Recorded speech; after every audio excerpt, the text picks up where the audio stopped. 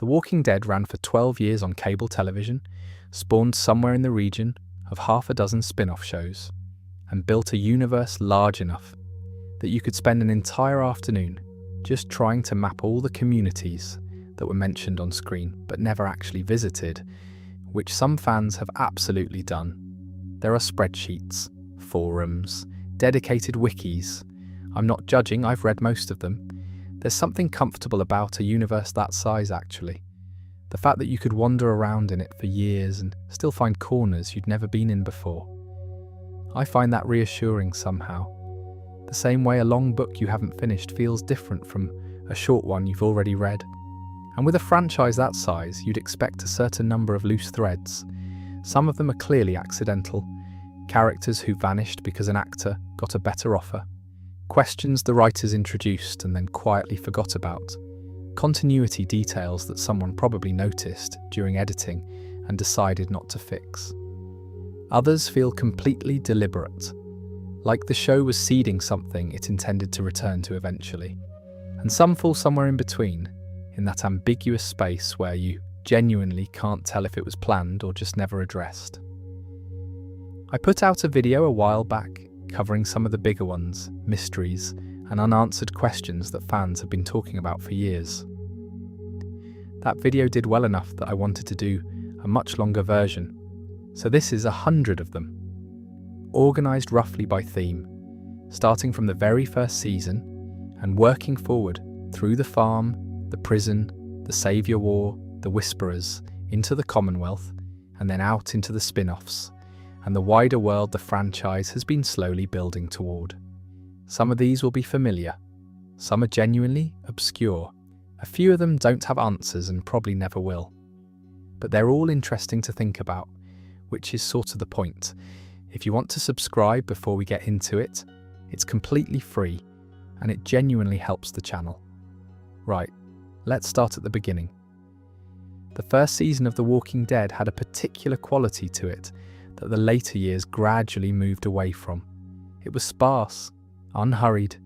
There were long stretches of silence, small character moments, a very specific kind of dread that felt less like a zombie show and more like a quiet, mournful piece of literary horror. A lot of the mysteries from that era share that texture. They're small, intimate, never dramatic. Questions the show planted in passing and then simply walked away from. Jim's Prophetic Graves, Season 1, Episode 4, Vartos. Jim is found in the middle of the Atlanta camp, digging holes in the Georgia heat, sweating through his clothes, not speaking, not explaining. Shane restrains him, ties him to a tree, which is interesting on its own, given what happens to Jim later. When he's finally calm enough to be asked why, he says he had a dream. He can't remember it, just a feeling. The number of graves he digs matches exactly the number of camp survivors who die in the Walker attack that happens later that same episode. Now, the show never comes back to this. It's used as atmosphere, Jim as a haunted man, and then the question of why he knew, or seemed to know, is left exactly where it landed. Was it a premonition? Coincidence? Extreme stress manifesting in prophetic behaviour?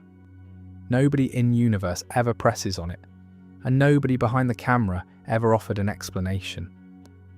What I find quietly remarkable about this scene is how much the show layered into Jim specifically.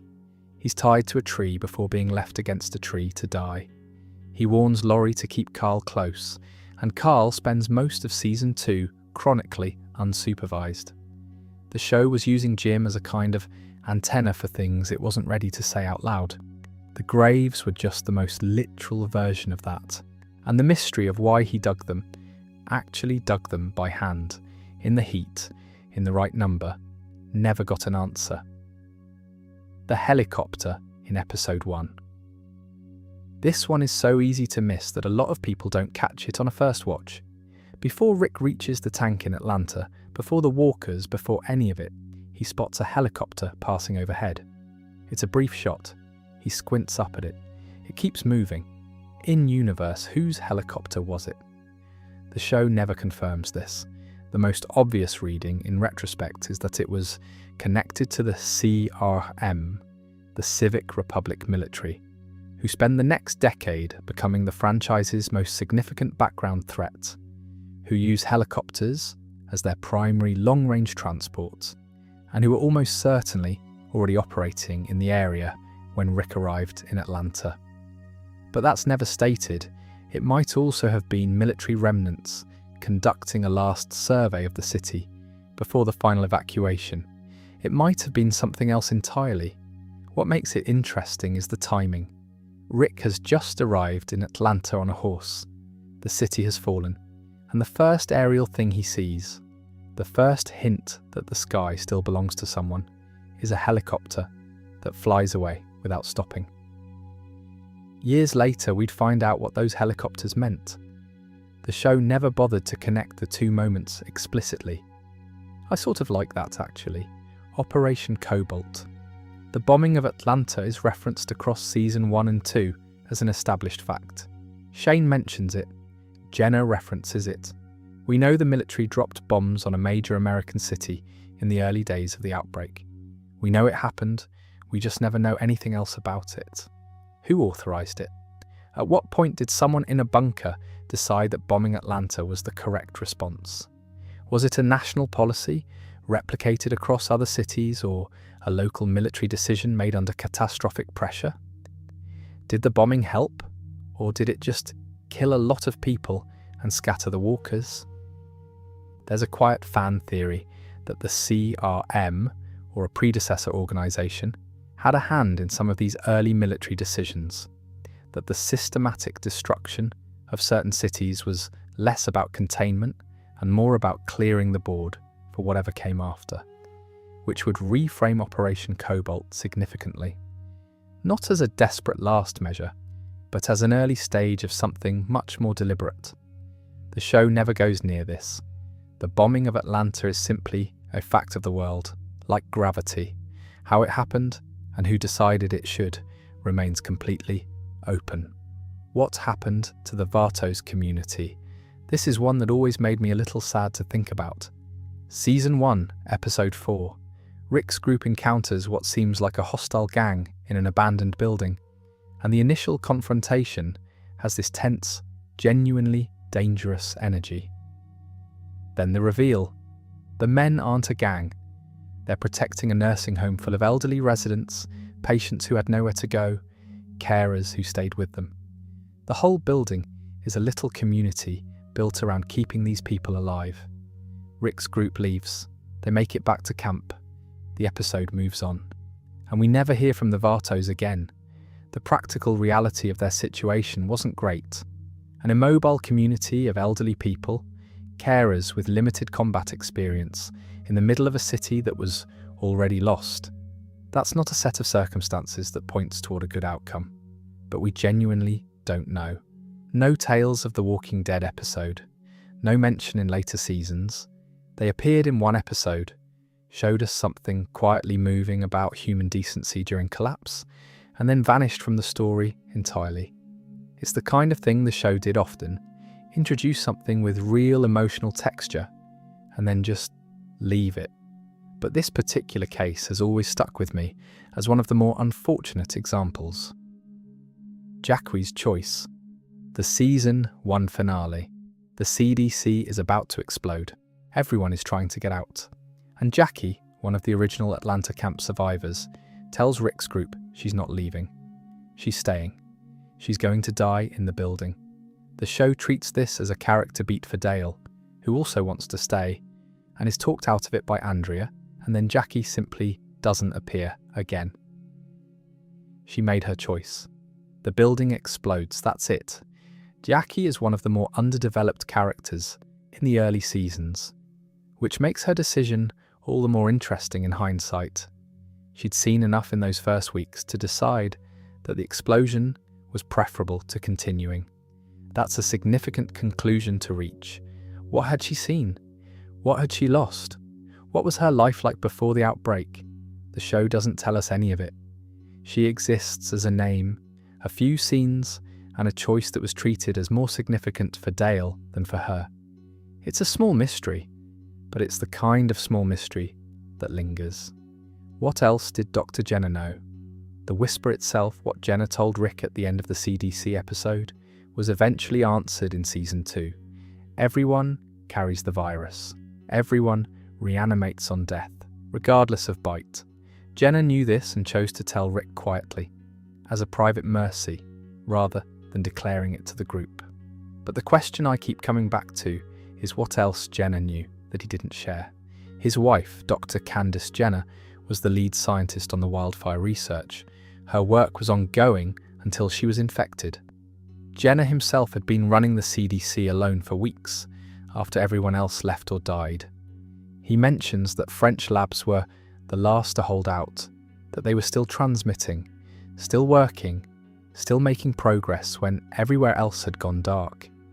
Those transmissions would have contained research data, findings, hypotheses, and then those transmissions stopped too. If Jenner received months of French research updates before the communication lines finally died, he would have known considerably more about the virus's origins and behaviour than what he showed the group. All of that knowledge, whatever it was, burned with the building, and we have no idea what it contained. The highway of abandoned cars, the opening of Season 2. The group travels a highway completely choked with abandoned vehicles, cars, trucks, RVs, every kind of transport, filled with luggage, personal items, photographs, food. The remnants of mass evacuation going somewhere, or trying to. Where were all these people going? The show implies there were designated safe zones, refugee camps, announced evacuation routes, but those details are never filled in. The highway exists as an image, a fossilized moment of the world trying to save itself, and the question of what these people were told to do where they thought they were heading is left as atmosphere rather than information. The answer is probably not a good one. A lot of those cars ended exactly where they stopped, but there's something genuinely interesting in imagining the early days of the outbreak from the perspective of ordinary people who weren't Rick Grimes, who heard an announcement on the radio and packed a bag and got in the car. Their version of events is entirely missing from the franchise. Who actually attacked the Atlanta camp? Season 1, Episode 5. A large walker herd descends on the camp at night, overwhelming the defences and killing several survivors, including Amy. It's fast, brutal, and efficient, and it's never explained where this herd came from. Did Rick's group accidentally lead them from Atlanta? Were they already circling the area? Had they been in the surrounding woods for days, building in number, waiting for whatever draws walkers to a place? The show's logic around how large hordes form and migrate was less defined in Season 1 than it would later become, which means this attack exists without a clean mechanical explanation. It matters slightly more than it might seem because the rules around walker behaviour, what attracts them, how they move, how large groups coalesce, are still genuinely unclear even 12 seasons in. The camp attack is one of the earliest examples of a herd appearing without provocation, and the absence of any explanation for it set a precedent the show more or less maintained throughout. The CDC's other lab's Jenner tells the group that the CDC's fuel is running out, and the facility will initiate its defense systems to prevent contamination. He's specifically concerned about other pathogens housed in the building, weaponized smallpox, and what he describes as an Ebola strain with a 50% death rate. That's a line that goes by extremely fast and that I think most viewers don't register fully, because what it's saying is that the CDC, in addition to wildfire research, was storing and studying some of the most dangerous biological agents in human history. And all of those pathogens were in a building that was about to be destroyed by high-intensity thermal devices. Did the hits actually destroy everything? The show implies yes, that the explosion was comprehensive enough to handle it, but Jenner's demeanour as he describes what the building contains suggests someone who was very aware of how many things could go wrong. The other lab research, what was being studied, what was stored, whether all of it was successfully eliminated in the explosion is never revisited. It's just a detail that was dropped into the Season 1 finale and never picked up again. Candace Jenner's research recordings? The CDC's virtual intelligence, VI, was named after Dr. Candace Jenner, Jenner's wife, the lead scientist on wildfire research, who was infected in the course of her work and eventually turned. Jenner documented her progression in video recordings. He played some of these recordings for Rick's group the night before the building exploded. The recordings we see cover her final days, her infection, her decline, her reanimation. They're devastating to watch. But here's what I keep thinking about. Candace Jenner was the lead scientist on a research project studying an unprecedented global pathogen. She would have been recording research notes, observations, and hypotheses from well before she was infected. Extensive documentation, a scientist's entire working record. All of that was stored in Vi, all of it burned. What did Candace know about the virus that Edwin never got to learn? What did her months of research contain that the recordings he played for the group didn't show? We'll never know, because it went up with the building, which is, when you sit with it, one of the more genuinely melancholy details of the early franchise. The person who understood the virus best died of it, and everything she knew died with her. The Walking Dead lost track of more characters than almost any other show I can think of, and it did so with a particular kind of casualness that became something of a signature. Someone would simply stop appearing. Their storyline would end mid-sentence. Occasionally, they'd come back for an episode and generate enormous fan excitement, and then die immediately, which became its own sort of tradition. But a few of them left genuinely interesting open questions behind. Not just, where did they go, but things that the show seemed to care about at the time, and then quietly abandoned. Morales, the path to the saviors. A quick recap for context, since I covered this in a previous video. Morales was an original Atlanta camp survivor who left with his family in Season 1, heading for Birmingham. He reappeared in Season 8 as a savior, his wife and children dead, holding Rick at gunpoint. Daryl shot him almost immediately after he showed up, which remains one of the most baffling creative decisions in a season full of them. The question of how his family died was never answered. But the question I find more interesting now is who recruited him. The Saviors had a specific pipeline. Communities were found, assessed, and either absorbed or crushed. Individuals without communities would have been a different category. Someone scouting for any gun would have encountered Morales alone, and grieving, and decided he was worth bringing in. Who made that call? Was Morales recruited by someone we know, like Simon? Was he found at a specific location? The show gave us the fact of his loss, but none of the story around it. And with Morales dead, that story died with him. Heath, what happened after Season 7, Episode 6? Tara and Heath are on a 2-week supply run. They get separated during a Walker encounter on a bridge. Tara survives via Oceanside. When she returns to where they were separated, Heath is gone. His broken glasses are on the ground. There are tyre tracks, and there's a key card with the letters PPP on it. Showrunner Angela Kang confirmed, in an interview some years later, that Heath was taken by Jay Dis and traded to the CRM, the same pipeline that would later take Rick. Corey Hawkins' career had taken off in the intervening time, making a return logistically complicated, which likely explains why the storyline was handled via interview confirmation rather than on-screen resolution. But what actually happened to Heath once he was in CRM custody is completely open. The CRM had 2 categories, As and Bs, and which category Heath fell into matters enormously. If he was classified as an A, he may have ended up as a research subject in the Civic Republic's scientific program. If he was a B, he might have been put to work as a soldier, potentially even crossing paths with Rick during the years Rick spent embedded in the CRM. 2 characters who never interacted much in Virginia, who may have spent years occupying the same facility on the other side of the continent. The show never confirmed or denied any of it. Heath is still out there somewhere in the franchise's timeline, and we have no idea what his life looks like.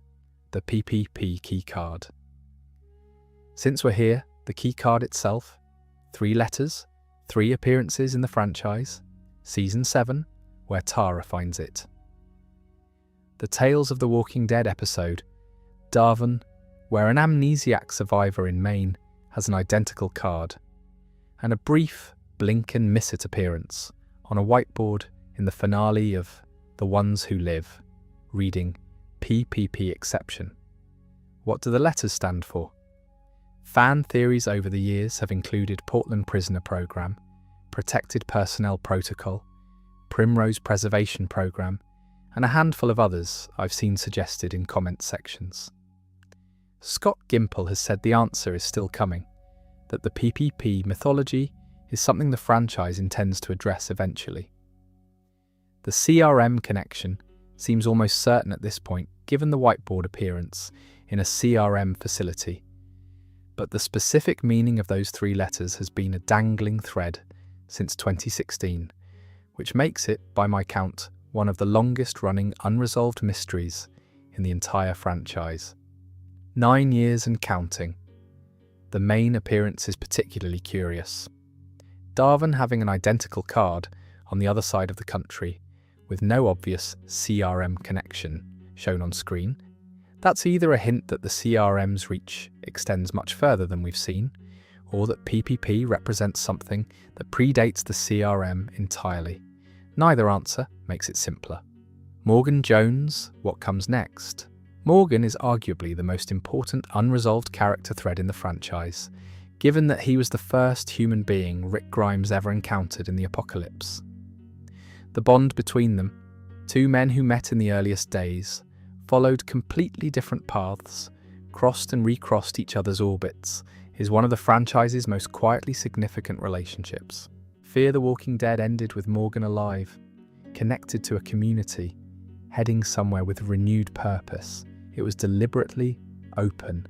And since Fear ended, Lenny James has not appeared in any Walking Dead spin-off. No cameo, no mention, no confirmation of what he's been doing.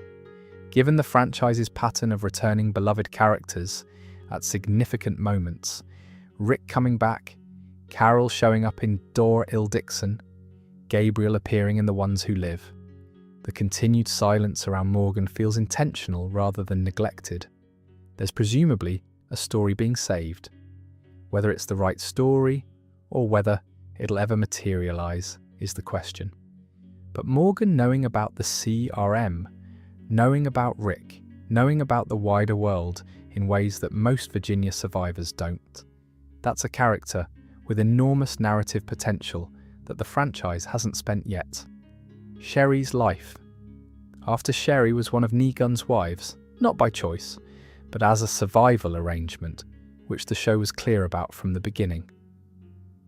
She fled the sanctuary after Daryl's escape, leaving Dwight a letter.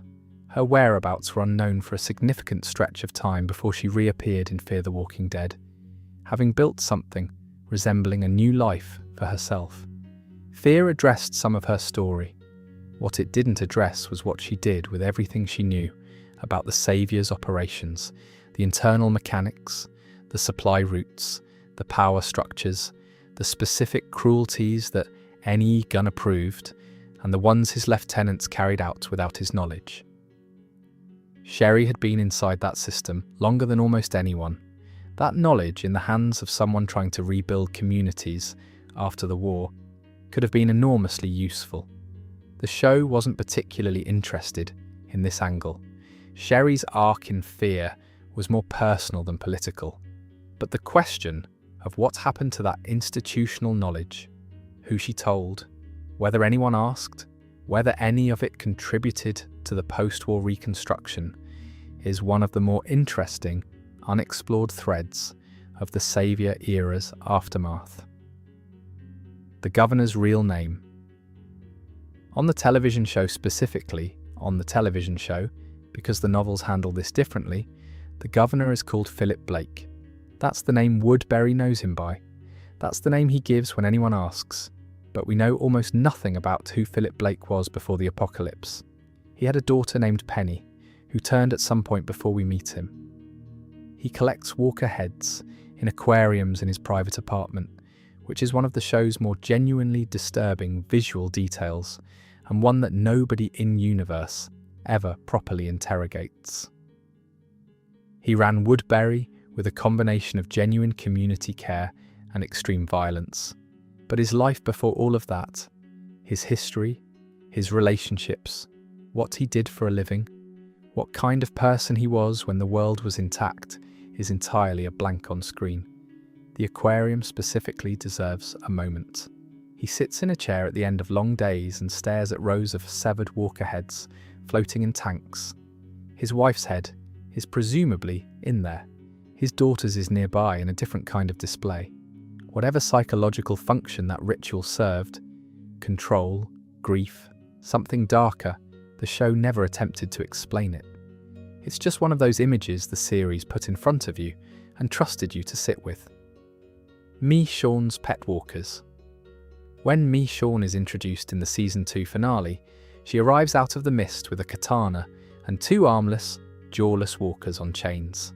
It's one of the most iconic images in the show's history. And for seasons, the identity of those walkers was a mystery. Eventually, through a vision sequence in Season 3, we learn they were Mike and Terry, Michonne's boyfriend and his friend, men who had failed to protect her son Andre during the early days of the outbreak.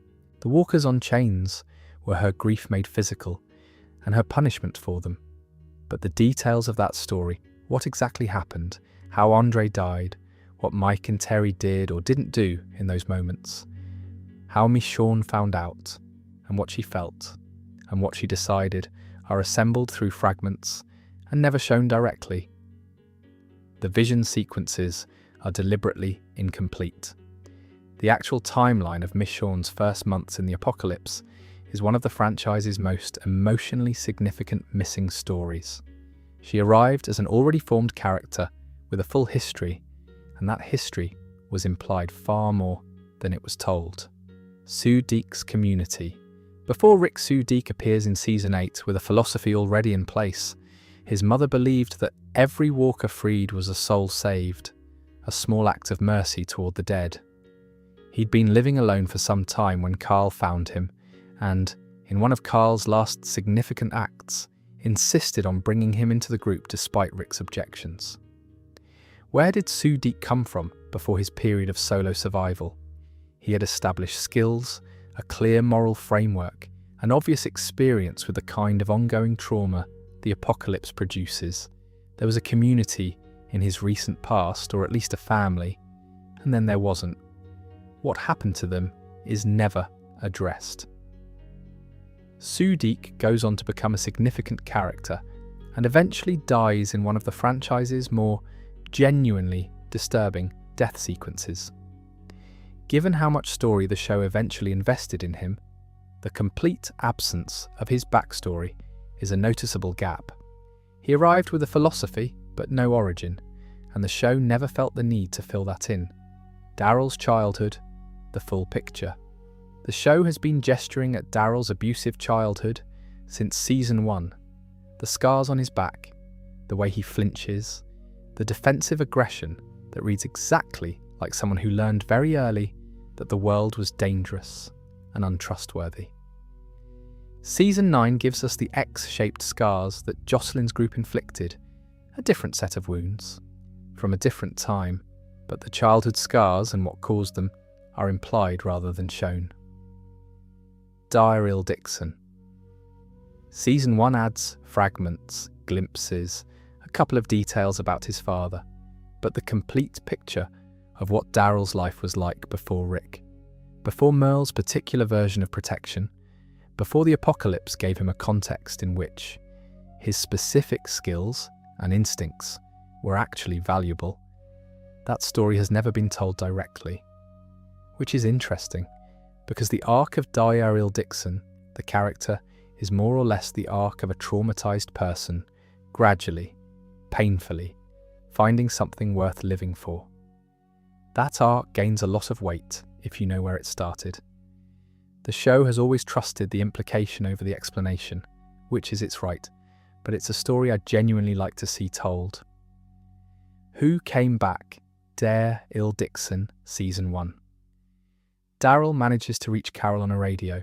It's brief, full of static, and ends mid-sentence. Carol says his name. There's a moment of warmth, and then, came back. The transmission cuts. Daryl asks who came back. Nothing. Months of fan speculation followed. Rick was the obvious guess. The franchise had spent 4 years building toward his return. Sean was another. Morgan, who had connections to both communities. Even Dog was floated, only somewhat jokingly. Carol's arrival in Season 2 of Daryl Dixon may address this, it may not. The radio exchange functions as a sort of tease, a reminder that the Virginia communities are still there, still connected, still carrying stories the spin-off hasn't joined yet. But 2 words through static managed to generate more sustained speculation than most planned mysteries the franchise has introduced deliberately, which says something probably about what fans most want to know. One of the things The Walking Dead consistently did well in its early seasons was hint at a world much larger than the one we were seeing.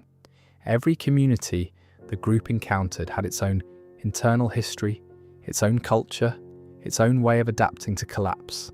Some of those communities got real development. Others appeared for an episode or 2, suggested entire untold stories, and then left or died or simply stopped being mentioned. Which is a shame, because some of the most interesting world building in the franchise lives in those gaps. Dave and Tony's group, The Living, covered in the previous video, so I'll keep this brief, but there's an angle I want to add. Dave and Tony showed up in Season 2 representing a nomadic group of 30 to 35 people who had been making their way across the region, committing fairly horrific acts. Rick killed them in a bar. Their associate Nate fled back to camp. A search party came looking and got shot at. That was the last we saw. Here's the thing that bothers me. After that bar confrontation, Nate went back to a camp of 30 plus people and told them that their scouts had been killed. By who? Probably not entirely clear to him, but a group that size, that violent, that was actively operating in the region, they would have been searching. They would have been angry. The farm was right there. The fact that they never found Rick's group, never showed up again, is its own unexplained story. Did they move on? Did something happen to them before they could mount a response? Did they stumble across another group first? The franchise introduced them as what felt like an ongoing threat, and then simply never mentioned them again. The mystery isn't just who they were, it's what happened to them in the 48 hours after Nate drove away. Tuur mich nuss, before the cannibalism. Season 5 provides a partial backstory for Tuur mich nuss. Gareth explains that it was once a genuine sanctuary. People came, were welcomed, and the community functioned as intended. Then a violent group overran them. What happened during that period is described in fragments. Bad things, sustained bad things, long enough to break something fundamental in the survivors. And when those survivors eventually regained control of Tuur mich nuss, they'd become something different. The mystery is the specifics. Who was the group that overran them? How long did the occupation last? How did the Tuur mich nuss survivors regain control? And perhaps most interestingly, at what point exactly did the transition happen from traumatized survivors who've seen terrible things to people who have decided to eat other humans? That's not a small psychological step, even in an apocalypse. The process by which an entire community arrives at cannibalism as a survival strategy is a story the show gestures at without telling. What Tuur mich nuss was at its best, a working sanctuary with painted signs and genuine intentions, is almost more interesting than what it became. The fall from that to the train cars was presumably both faster and slower than you'd expect. Grady Memorial Hospital, the off-screen death executive producer, Greg Nicotero, confirmed in 2020 that the Grady Memorial Hospital community died off-screen. Beth and Dawn's deaths in the Season 5 mid-season finale effectively ended the two most significant power structures in the group, and whatever came after that apparently wasn't enough to sustain the community, but how they died is completely unknown. They had infrastructure, a functioning hospital, medical supplies, roughly 20 to 30 people, with law enforcement training. Knowledge of the city, that's actually a reasonable foundation. Internal collapse after losing their leader is one possibility. Another group overrunning them is another. The Whisperers, who are operating in the broader region, during the time frame this would have occurred, represent one fan theory, an ocean. Side-style attack by Saviour Scouts is another. Their death is confirmed, but its cause is a blank.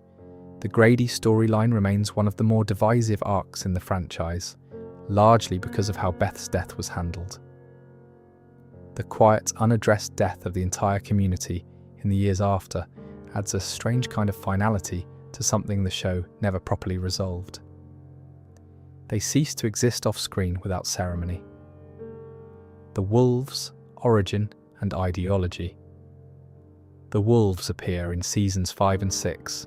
They carve W's into their victims' foreheads, set elaborate traps out of mutilated bodies, and launch a sustained and genuinely frightening attack on Alexandria.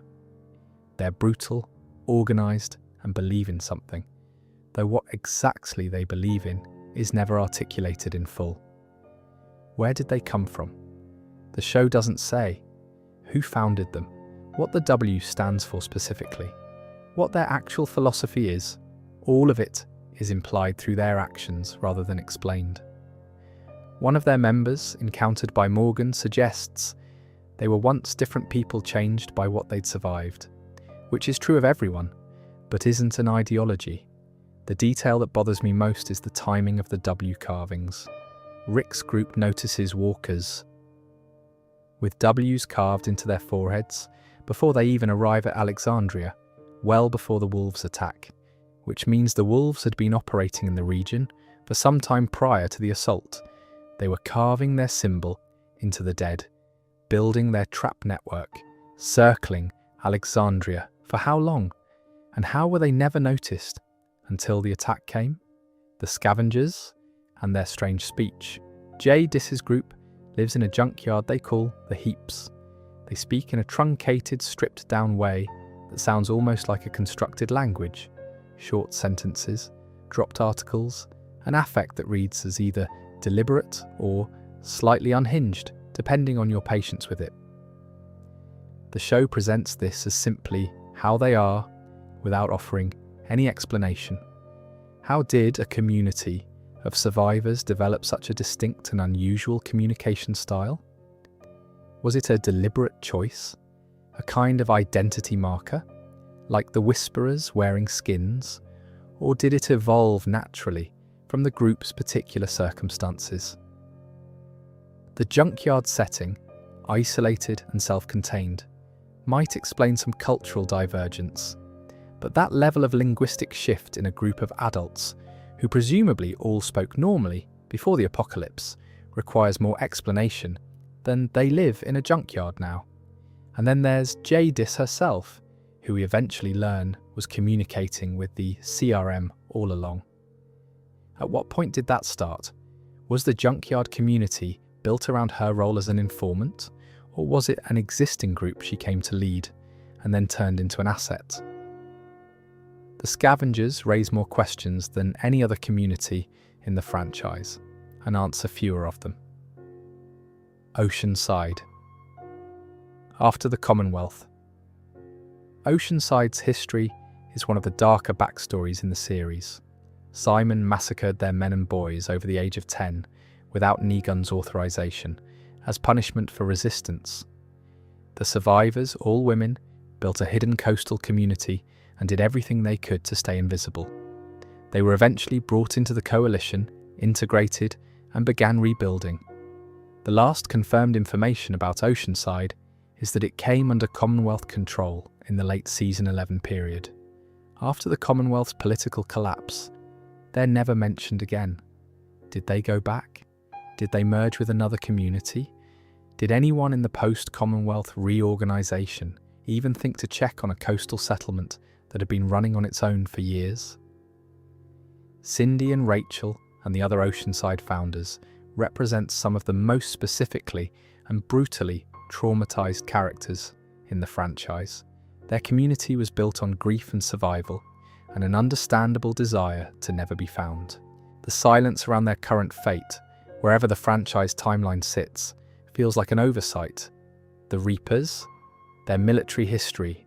The Reapers in Season 11 are introduced as the antagonists of the first story arc, a military unit of extreme skill, deeply conditioned, operating under the increasingly erratic command of a man named Pope, who has developed quasi-religious beliefs about why they survived when so many didn't. They're genuinely frightening in the early episodes, and genuinely underwhelming by the time they're dispatched. But their backstory is interesting. These were soldiers. Specifically, they were soldiers who survived the initial collapse together and stayed together, which is itself unusual since most military units we see in the franchise fragmented and dispersed. What unit were they? What branch? How did Pope's transformation from commanding officer to religious extremist happen? And over what period were there Reapers who objected to the ideological shift, and what happened to them? The show gives us enough to understand what the Reapers are, without giving us enough to understand how they got there. Which is a consistent pattern, but it's particularly noticeable here because the gap between surviving military unit and Pope's apocalyptic cult is enormous and narratively interesting. The Hilltop's residents after the fall. The Hilltop burns in Season 10. Its residents scatter, some to Alexandria, some to the woods, some presumably to smaller groups that we never follow. The location is largely abandoned by Season 11. Earl, the blacksmith, who had become one of its most grounded figures, is gone. Maggie eventually leaves, and returns and leaves again. The community that had been one of the most successfully depicted settlements in the franchise simply ceases to exist without a clean ending.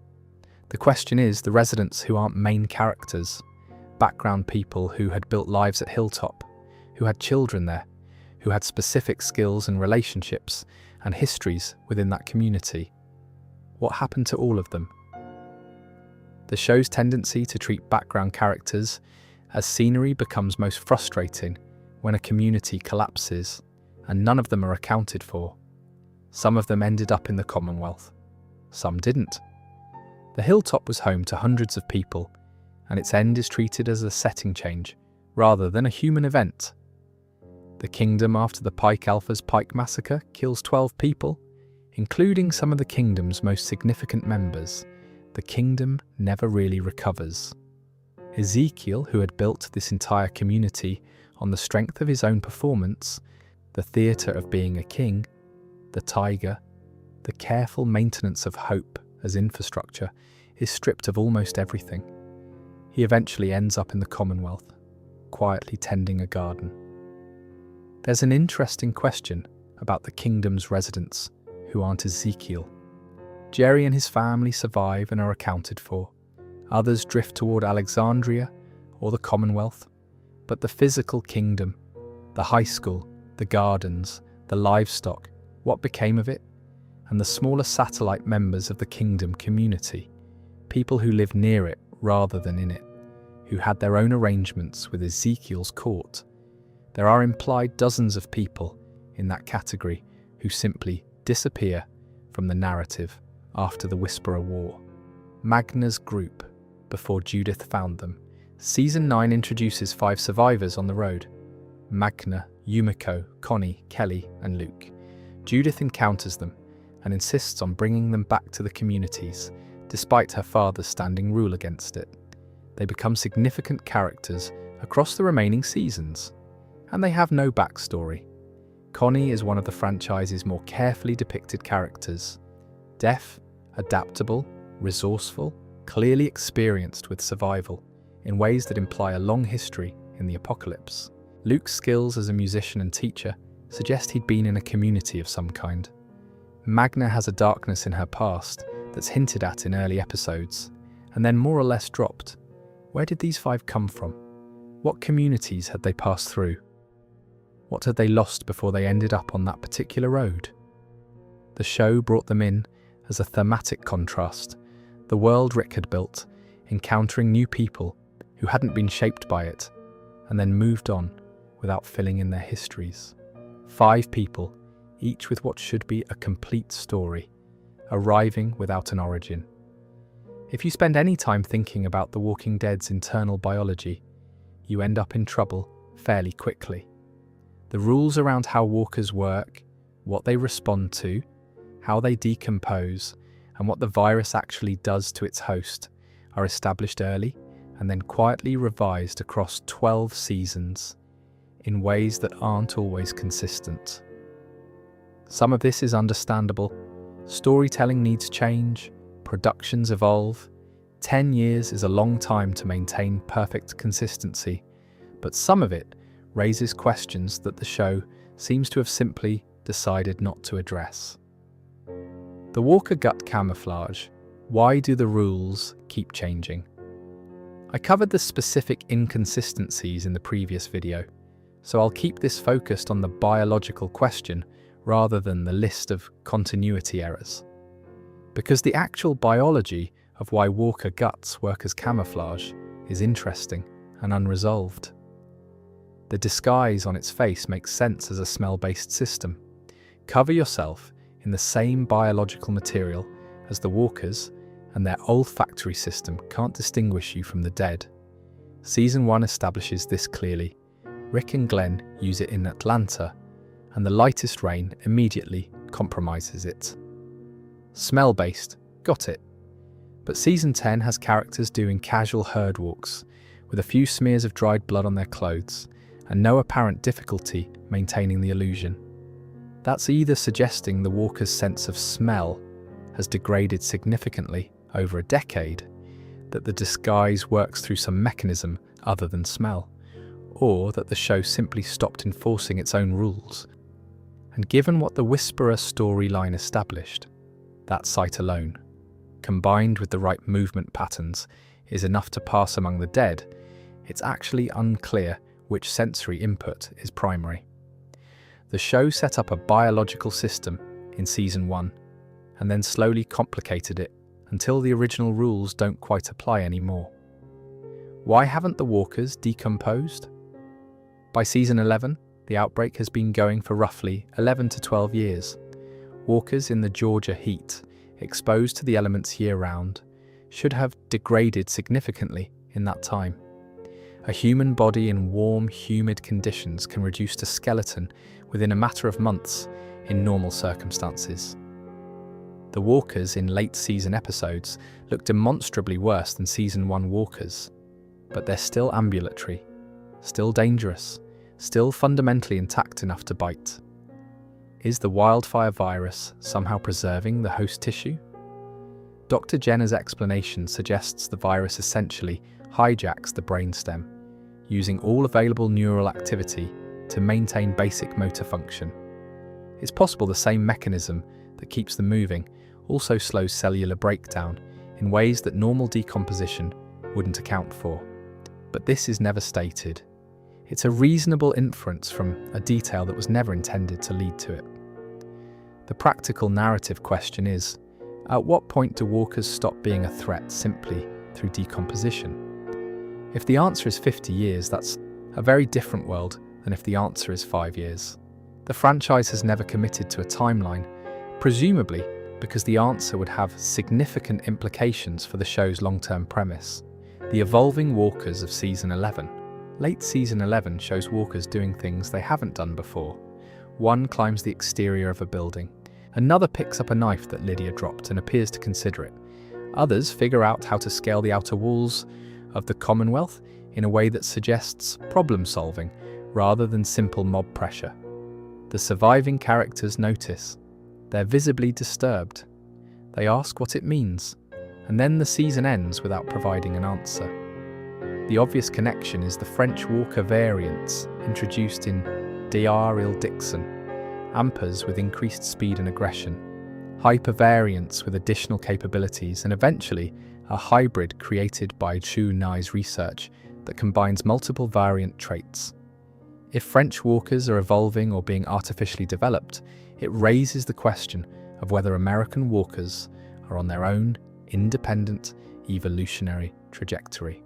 The variant behavior the characters notice in Season 11 could be early indicators of the same process, natural mutation in the virus leading to changed behavior in hosts. Or they could be fresh-turned walkers, retaining more function simply because they died more recently. The show didn't stay around long enough to say which. Roamers, walkers, who remember buried in the franchise's lore, is a distinction between standard walkers and what's termed roamers, walkers who retain fragmentary memory of their former lives and actively seek out familiar places, people, and objects. We see hints of this behavior in individual episodes, a walker returning to a home. The implication in certain scenes that a particular walker recognizes something about a survivor it's pursuing. The Daryl Dixon spin-off and World Beyond developed this concept further through the variant mythology, suggesting that some walkers retain more neurological function than others. But the mechanics of roamer behavior were introduced early and then largely left as atmospheric detail rather than explained biology. The interesting question is what roamer behavior implies about what's still happening inside a walker's head. If any kind of memory function persists, even fragmentary and corrupted, that's a significantly different picture of death and reanimation than the show generally presents. It suggests not a complete biological reset, but something more like a degraded continuation, which is, depending on your tolerance for that kind of thought, either fascinating or profoundly distressing. Can you be infected by eating infected flesh? Season 5. Bob has been bitten before the Tua Mi Nus survivors start eating his leg. He tells them. He laughs about it. Tainted meat. The Tua Mi Nus group reacts with genuine horror. The biological question, whether consuming infected tissue could transmit the virus or cause any adverse effect, is never answered, because the Tua Mi Nus survivors die shortly after, and no other significant cannibal storyline arises in the franchise. Based on established rules, the most logical answer is probably no. The wildfire virus appears to require direct blood-to-blood or fluid contact to be transmitted, and normal digestion would presumably process the pathogen before it could interact with the host's nervous system the way a bite does. The horror of the tainted meat moment is therefore psychological. The Tua Mi Nus group eating a bitten person rather than biological. But the show never confirmed this. Bob's laughter carries more certainty than the biology actually supports. Why don't animals turn? Horses, dogs, deer pigs, all present throughout the franchise, none of them walkers. The show treats animal immunity to the wildfire virus as simply given, animals don't turn, and nobody seems to find this surprising or worth investigating. But it's actually quite strange. The virus is described as a pathogen that takes over neurological function after host death. If it's capable of doing this in human biology, the question of why it doesn't do so in other mammals is genuinely interesting. Are the neurological pathways required for reanimation specifically human? Is the virus human-specific by design, suggesting something deliberate about its origin? Is it present in animals in a dormant state that their biology handles differently? The prison arc in Season 4 has the pigs dying from an illness rather than turning, which could imply that animals are susceptible to the virus's pathogenic effects without the reanimation component. But this is never confirmed, and the implications of a world in which animals don't turn are quietly significant. Wildlife recovers, livestock is sustainable. The ecological dimension of the apocalypse is actually less catastrophic than it first appears. for reasons the show never examined. The actual mechanism of the bite. Everyone knows the rules. The bite kills, reanimation happens to everyone.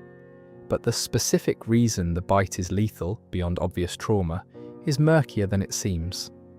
The prevailing assumption is bacterial infection. A walker's mouth would contain a concentration of decomposing biological material that would produce a rapidly progressing septic infection. That's the mechanism most fans assume, and it's reasonable. But the rate at which characters die from bites is much faster than typical real-world sepsis, which usually takes days rather than hours. And Gabriel losing an eye from walker blood contact without dying complicates the picture. Walker blood is apparently dangerous enough to cause severe infection, but not necessarily lethal from contact alone. More confusingly, the show establishes in Season 8 that weaponizing walker guts, coating arrows and blades in decomposing material, can cause fatal illness in people who are injured by these weapons, which suggests the pathogenic load in walker material is genuinely lethal at relatively small doses via wound contact. So why aren't people dying constantly from getting walker blood in cuts and scrapes? The rules around what the bite specifically does, as distinct from what any walker material does, have never been cleanly defined. The French walker variant's Daryl Dixon shows us that French walkers are substantially more dangerous than American ones. Ampers are fast, reactive, and aggressive in ways that go well beyond what Daryl has spent a decade dealing with. Hypervariants add additional capabilities, and Zhu Nai's research eventually produces a hybrid, deliberately engineered, that combines speed, strength, and aggression into something that's genuinely terrifying. The question is, why France, if the virus originated at a biomedical facility there?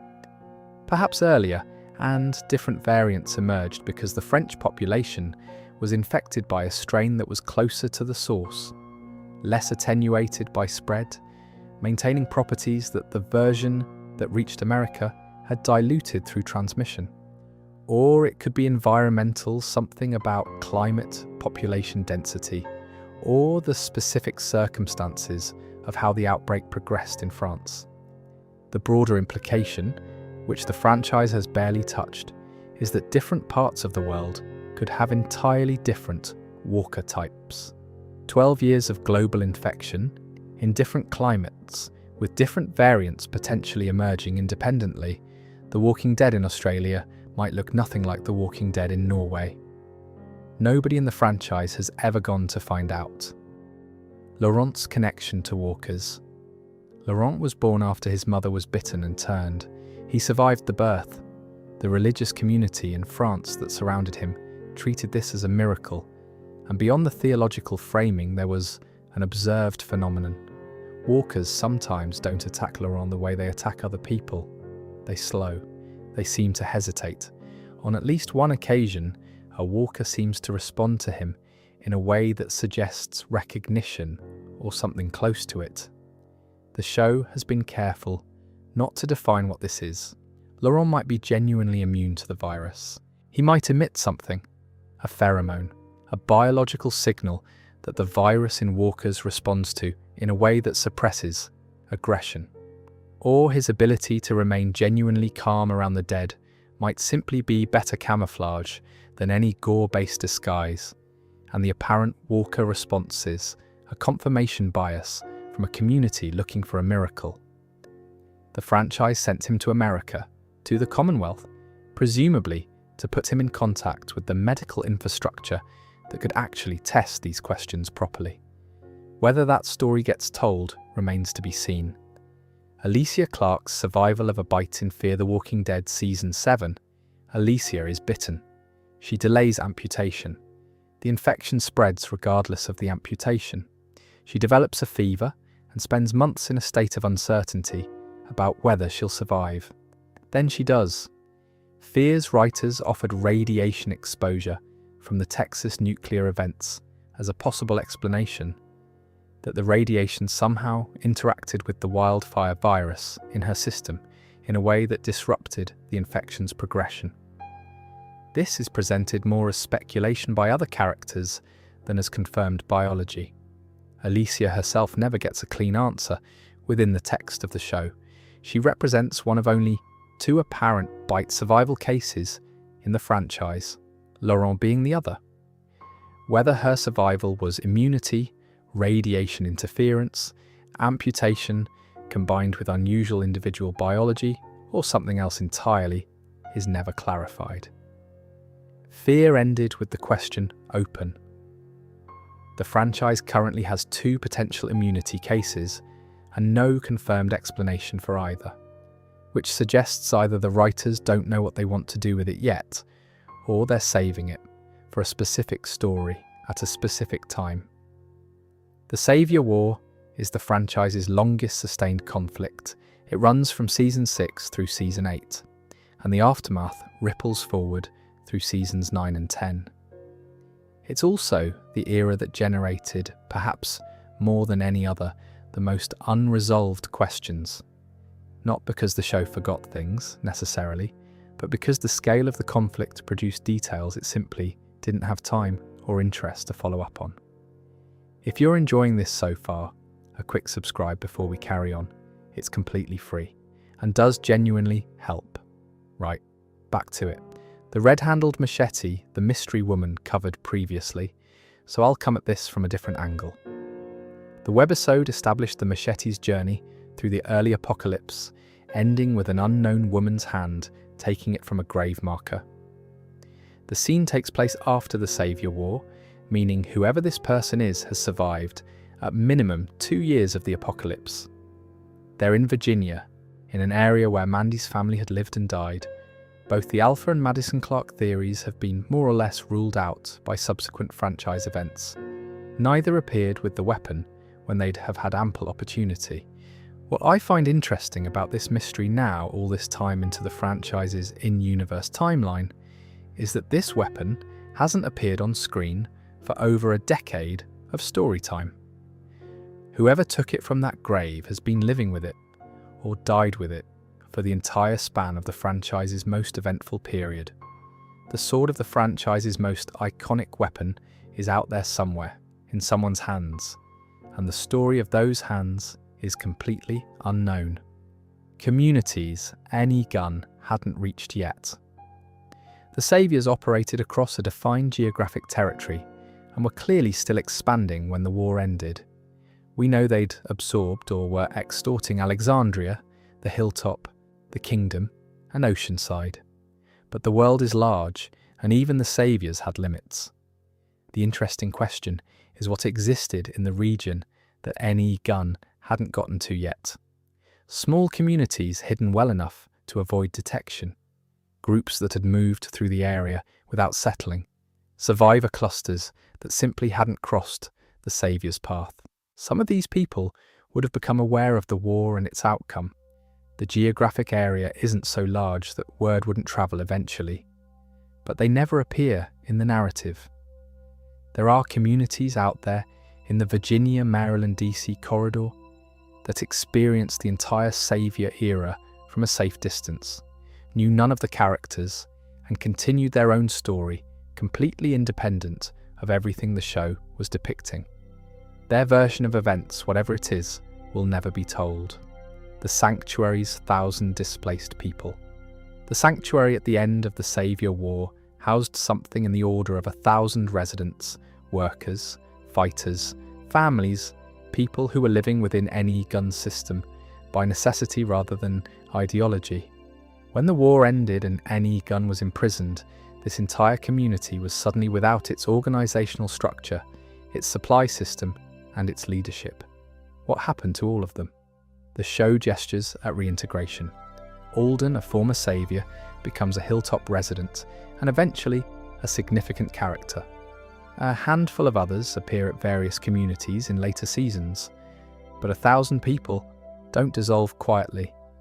The logistics of feeding and housing and organising that many displaced people, many of whom had lived within an authoritarian system for years and had complex relationships with what came before, would have been enormous. The The show treated the sanctuary's fate as essentially resolved once N.E. Gunn was in a cell, and never examined what actually happened to the people who had called it home. N.E. Gunn's wives, what became of them? N.E. Gunn's wives arrangement was one of the show's most uncomfortable depictions of power and coercion. Women who entered the system in exchange for safety and resources, without anything resembling genuine choice. Sherry is the one who gets a story because of her connection to Dwight. The others, Amber, Frankie, and several others whose names the show barely established, essentially vanish after the Saviour War. After N.E.A. Gunn's defeat and imprisonment, these women were suddenly free of an arrangement they hadn't chosen. The transition from that specific kind of captivity to something resembling autonomy is a genuinely significant human experience, and the franchise shows no interest in it. They existed as props for N.E. Gunn's characterization and then ceased to appear. Their fates, what communities they joined, what they built, who they became after the arrangement ended, is entirely unknown. Was Rick always going to spare N.E. Gunn? The Season 8 finale. Rick makes a speech about the future. He slashes N.E. Gunn's throat, but shallowly, to wound rather than kill. He calls for a medic. He keeps N.E. Gunn alive. He announces a new world that builds rather than destroys. Carl's dying wish was for Rick to find another way. The question of whether this moment was the execution of a plan Rick had been carrying, or a spontaneous decision made in the emotional heat of that moment, is one the show handles ambiguously, and I don't think entirely deliberately.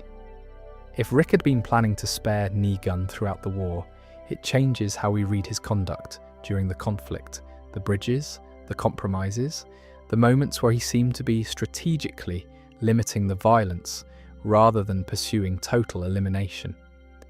If it was a spontaneous decision made because Carl asked him to, it's a different kind of character moment, a man changing in real time because of love.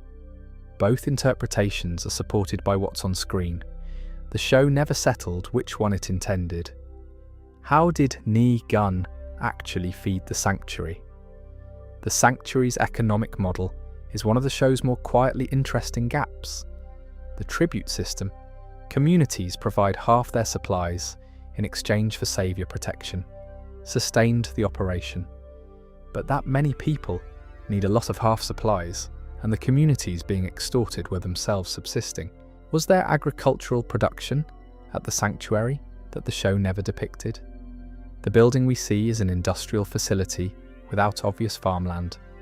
Were there satellite locations, gardens, farms we never visited? The economics of the saviour system, how it actually maintained the caloric needs of a large population through a tribute network drawn from communities that were themselves just getting by, don't work cleanly on inspection. In Season 8, when the Coalition lays siege to the sanctuary and cuts off food supplies, the workers nearly revolt almost immediately, which implies the food margin at the sanctuary was much thinner than the show's depiction of saviour power suggested. A population that size, a fairly thin food supply, and an entire economic system that depended entirely on external communities. The Saviour War's eventual outcome might have been inevitable, regardless of Rick's actions, simply through attrition. Did N.E. Gunn know what Simon did to Oceanside? Simon massacred Oceanside's men and boys over the age of 10. This wasn't authorised. N.E. Gunn's stated rules were about maintaining communities as productive tributaries, not eliminating them. Simon made a unilateral decision that violated the saviour system's own logic. N.E. Gunn eventually kills Simon, but the immediate cause is Simon attempting a coup against N.E. Gunn directly, not the Oceanside massacre. The degree to which N.E. Gunn understood or cared about what Simon did to Oceanside before learning about the coup is genuinely unclear. There's a version of N.E. Gunn, the one Season 10 and 11 work hard to construct, who would have been genuinely angry about the massacre on principle, because it was wasteful and stupid and violated his code. There's another version of N.E. Gunn who wouldn't have cared at all, where the Oceanside victims are simply collateral in a management dispute. The show eventually commits to the more nuanced reading of Nee Gunn's character, but it never went back and addressed whether Oceanside's specific tragedy was ever acknowledged by the man responsible for the system that produced Simon. How did Ezekiel actually build the kingdom? A former zookeeper specifically, a zookeeper who had experience training and handling big cats, survived the collapse, found a tiger, and used the performance of being a king to build and maintain a functioning community. And it worked. The kingdom, with all its theatrical absurdity, was one of the more genuinely stable and culturally rich communities in the franchise. The practical mechanics of this are interesting. Ezekiel clearly had charisma and leadership capability that existed before the performance, but sustaining the persona, speaking in a vaguely elevated register, maintaining the theatrics, making Shiva a centerpiece of the community's identity, required ongoing effort over years. Did anyone in the kingdom's inner circle know it was a performance? Was there a moment when it stopped being a performance and became simply who Ezekiel was? The tiger solves a lot of problems, it has to be said. Very few political challengers are willing to press their case in front of an adult Bengal tiger. But the full story of how the kingdom was built, how Ezekiel recruited its founding members, and how the performance established itself as community culture is one of the franchise's more interesting, untold origin stories. What actually happened to Gabriel's congregation? That night, Father Gay. Brielle's backstory is introduced through implication and his own consumed guilt. The night the outbreak reached his church, his congregation came to him. They were frightened. Some may have already been injured. He locked the door. He listened to them die. This is established as the defining fact of his character, the sin he can't forgive himself for, and it drives his arc across multiple seasons. But the specifics of that night are never shown. Were all of his congregation infected before they arrived, or did most of them die from the walkers that eventually found them? Did any of them survive and go somewhere else? Was there a single moment where Gabriel could have opened the door and chose not to, or was it a sustained cowardice over hours? The show uses the guilt without examining the event, which is a valid approach, but the actual story of Gabriel's congregation and what happened to them in the hours after he locked them out is a missing piece that would meaningfully change how we understand his self-condemnation. Eugene's lie, what did he actually think would happen? Eugene lied about being a scientist with access to a cure. He lied to Abraham, specifically, knowing that Abraham needed a mission badly enough to keep someone alive who provided one. The lie got them from Texas to DC. It also cost lives, people who died protecting a journey that was based on fiction. The mystery isn't the lie itself, which the show explains. It's what Eugene believed was going to happen when the truth came out. He's smart enough to have modelled multiple scenarios. Did he think he'd find a way to actually contribute before the fiction collapsed? Did he think he'd die before it mattered and the lie would outlast him? Did he have some version of a plan for the moment of reckoning? When Abraham finds out, he nearly kills Eugene. The scene plays as a complete surprise to Eugene, which suggests either he didn't model that response, or he modelled it and made peace with it anyway. The internal calculus of what Eugene was thinking across those months of deception is a genuinely interesting character mystery. The show tells us what he did. It never quite tells us what he thought he was doing. The Whisperers are one of the most conceptually interesting villain groups the franchise has produced. The idea of a community that has so thoroughly abandoned the human world that they wear the skin of the dead and move among them. That's genuinely original. What it cost them psychologically, how they got there, and what they left behind are questions the show approached carefully but rarely answered directly. How did Alpha and Beta first meet? By the time we encounter Alpha and Beta, their partnership is completely formed. Beta is fanatically loyal to Alpha in a way that goes beyond command structure. There's reverence in it, something almost devotional. Alpha leads, Beta enforces. The dynamic is clear and apparently long-standing. What produced it is never shown. We learn in Beta's final arc that he was a different kind of person before, someone with a public identity, a career, a face that people knew. He shed all of that. Alpha apparently either found him in the process of shedding it, or was part of what prompted the shedding. Their first encounter, two people who would together build one of the post-apocalypse's most distinctive and disturbing cultures, happened entirely off-screen. The question of what Alpha said or did or represented that made Beta choose to follow her, rather than find another way to lose himself in the new world, is one of the more psychologically compelling blanks in the franchise. Because whatever that conversation was, it resulted in someone essentially dissolving their entire former identity in exchange for a role in someone else's vision of survival.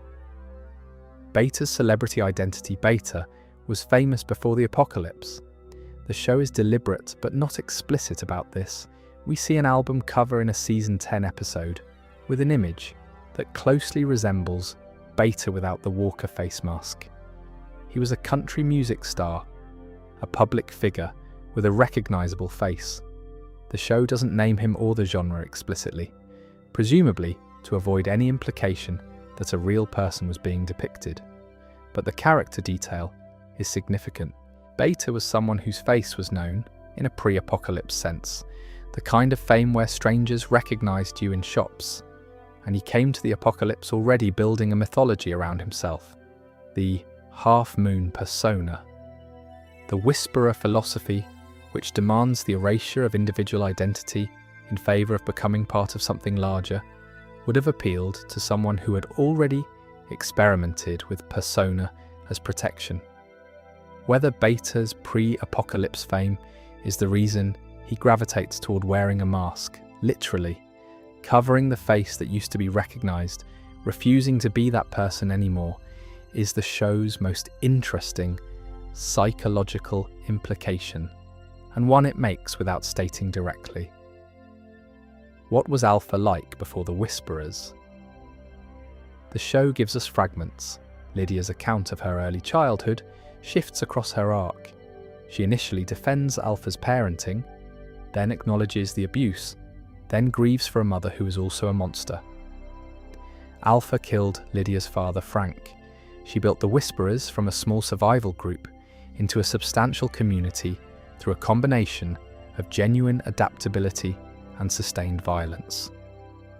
The question is whether the apocalypse revealed who Alpha was or created her. The show eventually implies the former, that Alpha had a psychology that the pre-outbreak world kept contained, and that the removal of those constraints let her become fully what she'd always been oriented toward. But this is suggested through Lydia's testimony and Alpha's own statements, rather than shown. The years between the outbreak and the Whisperers' formation, when Alpha was presumably leading a small and desperate group of survivors who hadn't yet committed fully to her vision, that transitional period is the interesting part. Who did she convince first? What did she offer them? What did the refusers do, and what happened to them? How large was the Whisperer herd? Alpha's herd is described as enormous. Characters estimate tens of thousands of walkers. Beta attempts to reassemble it after Alpha's death, and partially succeeds. The herd is presented as the Whisperer's ultimate deterrent.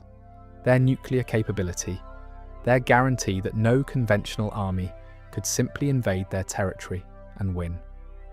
The logistics of assembling a herd that size are staggering.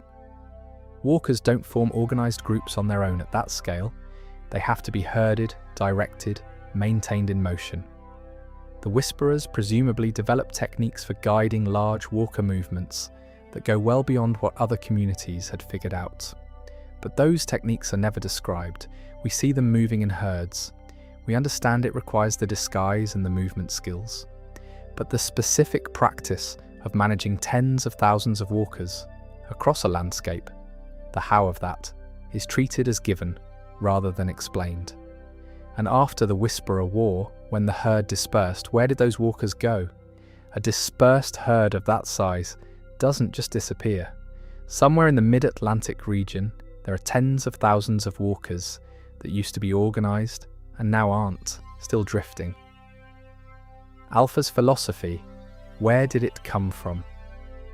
The Whisperer Code has a coherence to it that implies genuine intellectual construction rather than improvisation under pressure.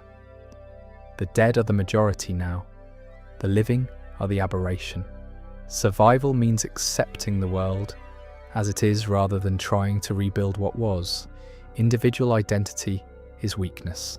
Community, attachment, is weakness. The only honest existence is to shed human pretension and become part of the natural order of a dead world. That's a philosophy. Someone had to think it through. Did Alpha arrive at this framework independently, or did she develop it in conversation with early Whisperer members? Is there a written version of it somewhere? Rules, texts, guiding principles? Or was it always transmitted orally through Alpha's authority? The Whisperers function as a culture, which means they had to have a process for indoctrinating new members. What that process looked like, and whether Beta was its first subject, or whether Alpha had already refined it before she met him, is unknown. The remaining Whisperers, under Keith. After Alpha and Beta's deaths, the few remaining Whisperers reform under a man named Keith, who presents them as no longer following Alpha's violent ideology. He helps Carol and essentially tells the group's remnants to walk away. They do. That's the last the show does with the Whisperers. A group of deeply conditioned survivors, people who had spent years under an extreme ideology that erased individual identity and demanded total submission to a specific worldview, don't reform through a single conversation. Keith's "we're fine now" moment was treated as an ending. It wasn't a story. People who have lived inside a totalizing belief system for years carry it with them in ways that don't resolve when the leader dies. Some of the remaining Whisperers would have struggled enormously with the absence of the structure Alpha had built. What happened to them in the years after, who they became, whether any of them reintegrated into the broader communities, is completely unknown. The Pike Massacre, why those 12? Alpha chose 12 specific people for the Pike border. Some were significant characters: Henry, Enid, Tara. Others were introduced in the same episode they were killed, which was disturbing in its own way. The selection required Alpha to have captured and held specific individuals, which means she made choices about who was taken and who wasn't. What was the logic? The most likely answer is psychological maximum damage. That Alpha chose the people whose deaths would most devastate the communities and destabilize the Alliance. Henry's death would destroy Carol and Ezekiel's relationship. Enid's death would break Alden. Tara's death would remove a leader.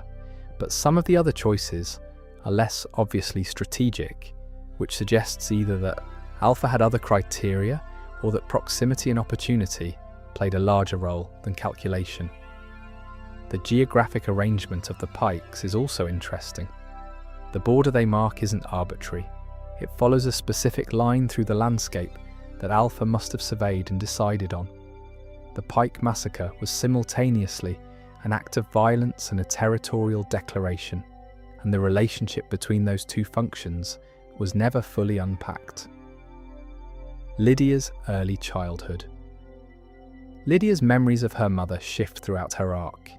This is presented as accurate to how trauma memory functions: incomplete, contradictory, coloured by need as much as by what actually happened. She initially defends Alpha. She eventually acknowledges the abuse. She grieves even while knowing what Alpha was.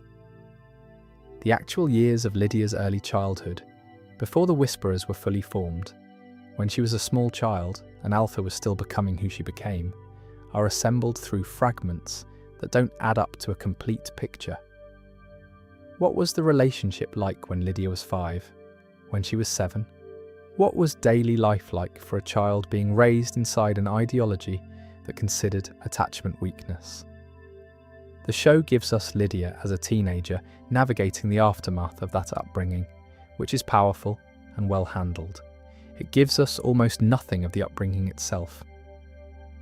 The years when Alpha was forming Lydia and the Whisperers were forming around both of them, that's a story told almost entirely in implication. Frank, who was Lydia's father? Alpha killed her husband Frank. Lydia's memories of him are distant and incomplete. She was young when he died. The show implies he was softer than Alpha, more compassionate, someone who saw the apocalypse differently, and for that reason, in Alpha's view, couldn't survive it. Did Frank oppose Alpha? Try to leave with Lydia? Attempt to pull the small survival group in a different direction before Alpha consolidated control? His death seems to have been the moment Alpha's vision became unchallengeable, removing the internal voice that might have moderated or redirected her. If Frank had lived, the Whisperers might not have become what they became, or they might have anyway, and Frank would simply have been removed later. We don't know anything concrete about him as a person. His name, his apparent gentleness has filtered through Lydia's fragmented memory, and his death are essentially everything the show provides. The man whose absence made the Whisperers possible is one of the franchise's most complete blanks. The Whisperers' territory, what was on the far side? The Whisperers established a border marked by the Pikeheads. That border faced the Coalition communities, Alexandria, Hilltop, the Kingdom. But the Whisperers claimed territory on the other side of that border as well, a region the Coalition communities were forbidden from entering. What was actually in that territory? Other survivor groups who had fallen under Whisperer control or been eliminated by them.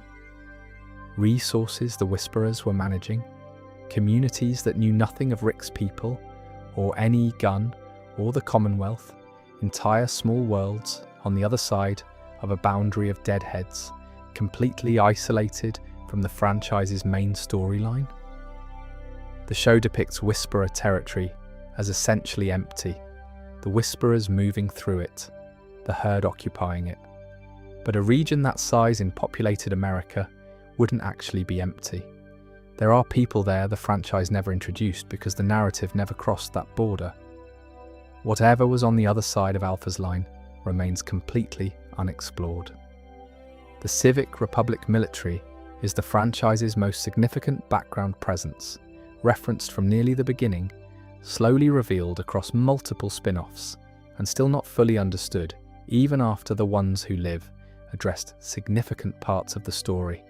The CRM raises more questions the more you know about it, which is either a sign of sophisticated world building or a sign that the franchise bit off more mythology than it could chew. Possibly both. The AB system, what does B mean? World Beyond clarified the A side of the CRM's classification system, as are research subjects, used in the Civic Republic's scientific program in ways that are, to put it mildly, not pleasant. J disclassified Rick as a B to protect him from that fate, despite considering him an A by her own criteria. And I find this genuinely unsettling. Once you sit with it, the idea that the difference between being a soldier and being a test subject comes down entirely to who fills in the paperwork and whether they like you. Rick's life as a B in The Ones Who Live shows us a soldier, an asset, someone with skills and usefulness that the CRM can direct. But the specific criteria for the classification, the process by which it's determined, and whether there's an appeal or reclassification mechanism within the system are all unknown. The dark implication is that someone smarter than J. Dis, or less fond of Rick, would have looked at him and seen an A. The classification is therefore as much about the relationship between the classifier and the subject as it is about the subject's actual qualities, which makes the whole system somewhat less orderly than it presents itself as being. The Echelon Briefing General Beale gives Rick the Echelon Briefing, a classified CRM document outlining the organization's full philosophy and plan. The briefing is depicted as a turning point. Rick receives it, processes it, and what he learns in it is the reason he eventually decides to act against Beale and the CRM. We know the shape of what the briefing contains. The CRM's strategy for humanity's survival involves concentrating resources in the Civic Republic and systematically eliminating communities deemed to be drains or threats, which is what happened to Omaha and the campus colony. Beale presents this as a cold, utilitarian logic. Some communities must be sacrificed to preserve the capability of one community that can carry humanity forward. But the specific contents, the full scope of what the CRM has done, the names and populations of communities beyond those already confirmed, the CRM's timeline and long-term objectives were never shown in full. Rick's face as he receives the briefing tells us it was worse than he expected. What was worse than he expected is a question that keeps the Echelon briefing interesting, long after The Ones Who Live ended. How many communities has the CRM destroyed? The franchise has confirmed 2 communities destroyed by the CRM. Omaha, 97,000 people. The campus colony, just over 9,600. Both gone via chlorine gas and walker herds. Both framed internally as a kind of cold arithmetic. Remove what weakens the whole so the strongest part survives. When you say it out loud, it sounds like something a villain would monologue about. The CRM just wrote it in policy documents. Those are the confirmed cases, and the number that bothers me is how finite it sounds. Because the CRM's operational history presumably extends well beyond those 2 incidents. They've been operating since at least the early years of the outbreak. They have helicopters, logistics infrastructure, and the capacity to reach locations across significant distances. How many communities that never made it into the franchise's story were simply eliminated before they became significant enough to be noticed? The number is probably much larger than 2. The CRM's philosophy that one strong community is worth the sacrifice of many weaker ones applied from the beginning, not just at the peak of their operation. Every community the franchise has shown that disappeared without explanation could theoretically have crossed the CRM's path. There's no way to know how many fell into that category. Were there more informants? Like J-Dis. J-Dis operated as a CRM informant embedded in the Virginia communities, trading captured survivors for supplies and protection. The system she used was clearly established, with protocols and a regular contact arrangement. The CRM presumably developed this informant network with some intentionality. Was J-Dis unique, or was she one of many? The idea that the CRM might have had informants placed across multiple communities is one of those details that, when you actually sit with it, makes the whole world feel significantly more surveilled than it ever lets on. The scope of the CRM's geography suggests they couldn't rely on one informant in one region. An organization that eliminated communities in Nebraska and monitored communities in Virginia would need observation points across a large area. If the CRM had placed informant agents in multiple communities, people performing the same function J-Dis performed, trading captured survivors for arrangement benefits, a lot of interactions and relationships in the franchise look different in retrospect. Some of those informants may still be active, since the CRM still exists in some form even after The Ones Who Live. The post-Beale CRM, reforming under Civic Republic Council oversight, would presumably need to account for its informant network and either maintain, reassign, or dismantle it. The question of what happened to the other Jadices, if they exist, is open. What had the CRM discovered about the virus?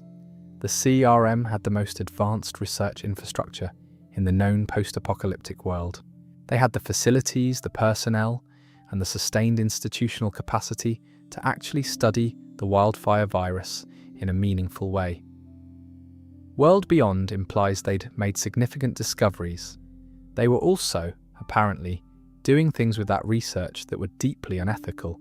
When Rick and Me Sean destroyed the Frontliners and Force Command and revealed the CRM's actions to the Civic Republic Council, that presumably included disrupting the research program. Was the scientific knowledge preserved, transferred to the Council, destroyed in the chaos? If the CRM had achieved genuine insights into the virus, its mechanics, its vulnerabilities, potential treatments, the loss of that research infrastructure would be a problem for everyone, not just the CRM. The franchise has been slowly threading a Cure storyline across multiple shows for years. Whether the CRM's research fed into that possibility or burned with its leadership is a question I find frustrating, specifically because it matters, and the show hasn't gotten there yet. Portland, the third city. The alliance of the three consisted of the Civic Republic of Philadelphia, Omaha, and Portland, Oregon. Omaha is gone. The campus colony, its satellite, is gone. The Civic Republic survived and reformed, and Portland, the third member of the alliance, with a population of 87,000, exists somewhere on the other side of the continent and has never appeared in the franchise. Does Portland know what happened to Omaha? The CRM destroyed Omaha and the campus colony while maintaining the alliance arrangement publicly, which suggests Portland may have received some version of events that didn't include the CRM gassed everyone. After The Ones Who Live, when the CRM's crimes were exposed to the Civic Republic Council, did that information reach Portland? Does Portland's relationship with the reformed CRM continue, collapse, or become something else? Portland is just sitting on the other side of the continent. 87,000 people, an entire functioning city, a whole unwritten chapter of this universe. And the franchise has simply never sent a camera there, which, the more you think about it, is remarkable.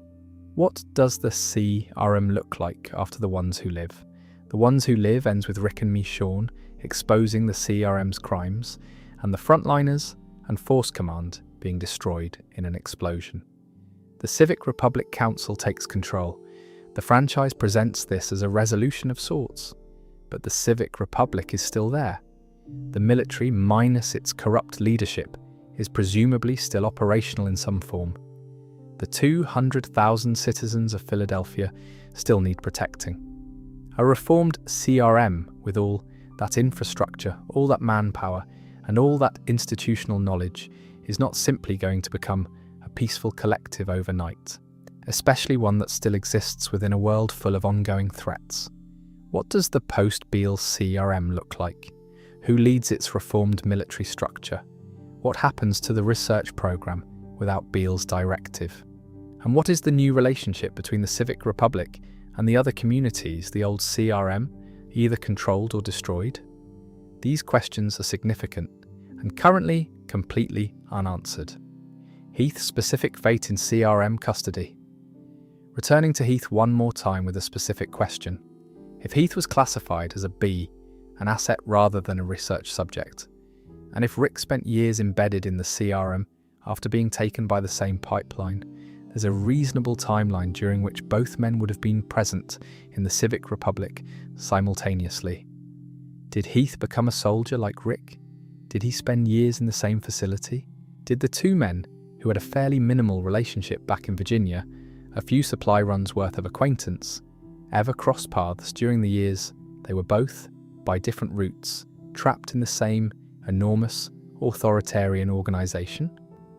The show will presumably never confirm this, but the geometry of the situation makes it possible in a way that's worth sitting with. Two people from the same community, taken by the same pipeline, potentially existing in the same place for years without either of them knowing the other was there. Davon's PPP card in Maine. The Tales of the Walking Dead episode, Davon, features an amnesiac survivor in Maine who has a key card identical to the one Tara found at Heath's disappearance site in Virginia, the PPP card. Davon doesn't know what it means. Nobody in the episode explains it. The card appears, and the episode moves on. Maine and Virginia are at opposite ends of the East Coast.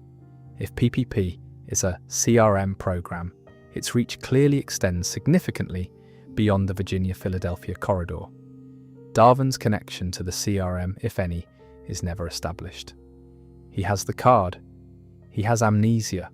The card is clearly meaningful and clearly connected to whatever PPP represents.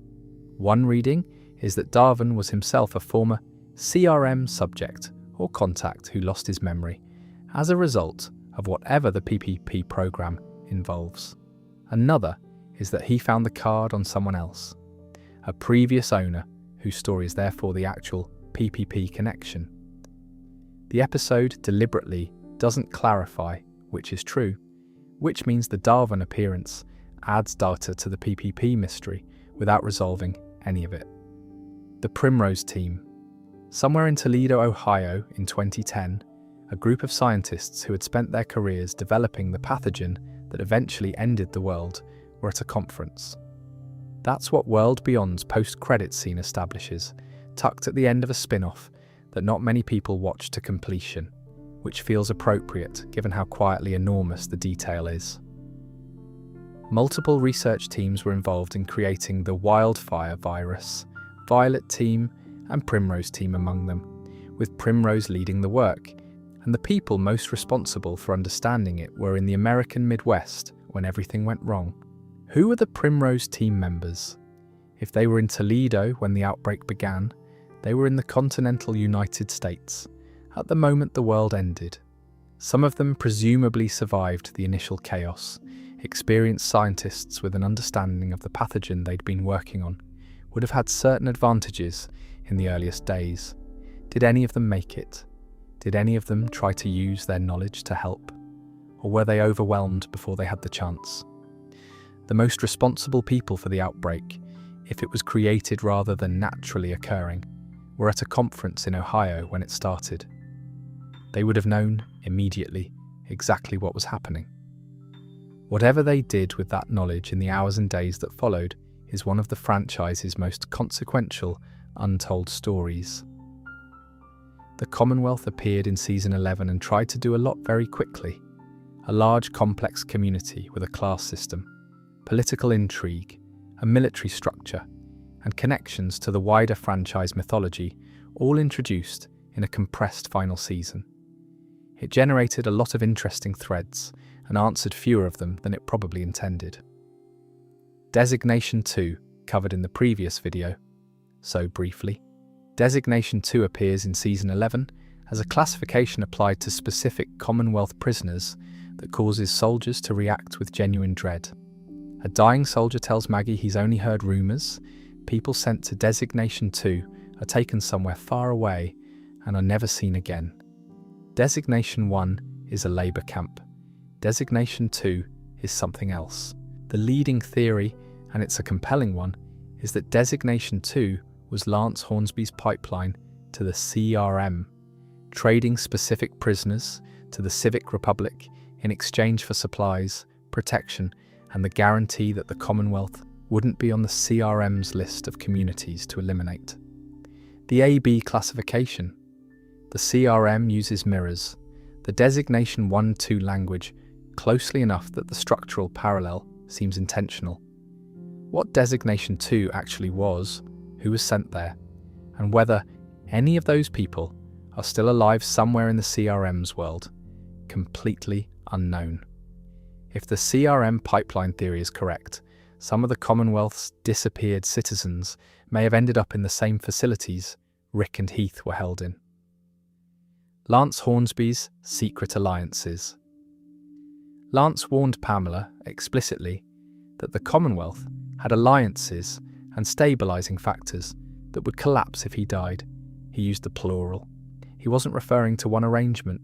He was referring to multiple communities, organisations, or individuals that he'd been managing relationships with behind Pamela's back.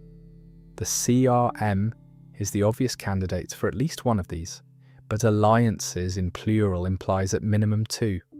Who else was Lance doing business with?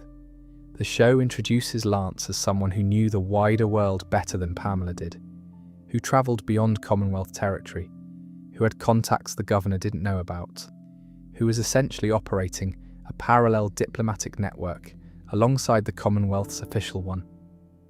The communities on the receiving end of those arrangements had no idea they were dealing with someone who considered them useful rather than equal. And when Lance died, whatever he'd built with them was orphaned. If his alliances were genuine enough to pose a destabilization risk, their unraveling after his death would have had real effects that the show was in no position to depict. The Resettlements file. In Season 11's Acts of God, Maxine discovers a file on Pamela's desk labelled Resettlements. The CRM is documented to use resettlement as a term for transferring populations, sometimes as euphemism for their elimination operations. The file is spotted and never addressed. Was it a Commonwealth CRM connection, evidence that Pamela herself, not just Lance, was aware of or participating in arrangements with the Civic Republic?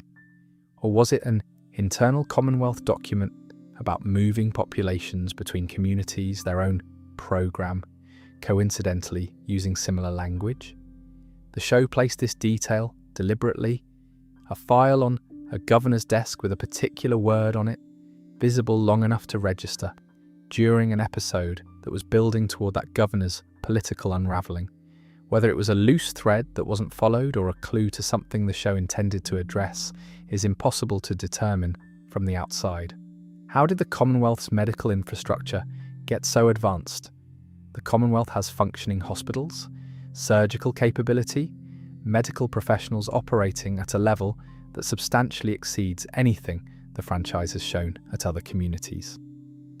In a post-apocalyptic world where pharmaceutical supply chains have been broken for over a decade, this represents an extraordinary ongoing achievement. How did they maintain it? Medical supply chains are complex. Pharmaceutical manufacturing requires specific equipment, precursor chemicals, and trained personnel. Surgical instruments need sterilization processes.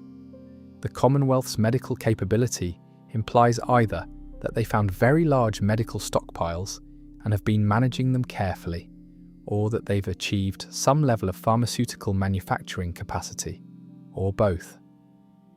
The show treats the Commonwealth's medical infrastructure as a given rather than an achievement, but it's actually one of the most significant practical advantages the community has, and the question of how it was built and maintained is genuinely interesting.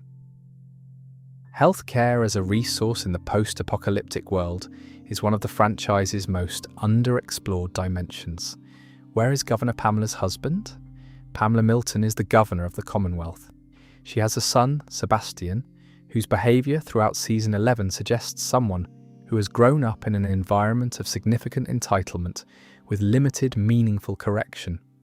Her husband, Sebastian's father, is never mentioned or shown.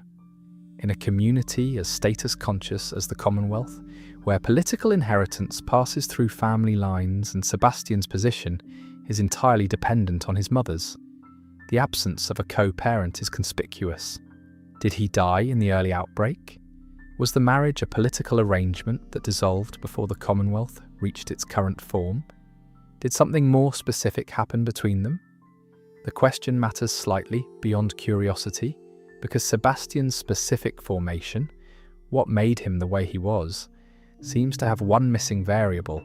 Whatever paternal influence or its absence contributed to who Sebastian became is part of a backstory the show wasn't interested in providing. Sebastian's criminal history.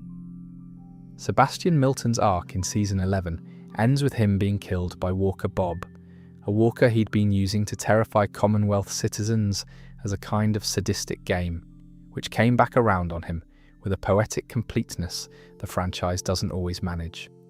But in the episodes leading to his death, there are hints that Walker Bob was not Sebastian's only or most severe transgression against Commonwealth citizens. Other things are implied: abuses of his position, cruelties enabled by his mother's protection, that the show suggests without detailing. He's presented as someone with a history of this kind of behaviour, which would mean a history of victims who didn't get Walker Bob's kind of ending. The full scope of what Sebastian did over the years, protected by his mother's authority, is deliberately left vague, which is a valid creative choice. It also means the true scale of the harm he caused is unknown, and the question of how many Commonwealth citizens quietly absorbed that harm while it was ongoing, and whether any of them were ever acknowledged, remains open. The Outpost 22 prisoners. Outpost 22 is a Commonwealth labour camp. When Rick's group discovers and liberates it in Season 11, there are prisoners there, former Commonwealth citizens who'd been classified as undesirables, dissidents, or simply people who inconvenienced the wrong person. The liberation is depicted as a significant moment. What happened to all of them afterward? Some join the fight against the Commonwealth, some presumably make their way to other communities. The full roster of who was in Outpost 22 and what became of each of them after liberation is never established. These were people who'd been removed from their lives, separated from their families, and put to work in a labour camp. The aftermath of that experience and the process of whatever reintegration they managed happens entirely off-screen.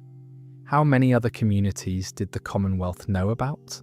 Lance Hornsby's travels, his alliances, his evident knowledge of the wider world, these imply a Commonwealth intelligence picture considerably more detailed than what Pamela formally acknowledged.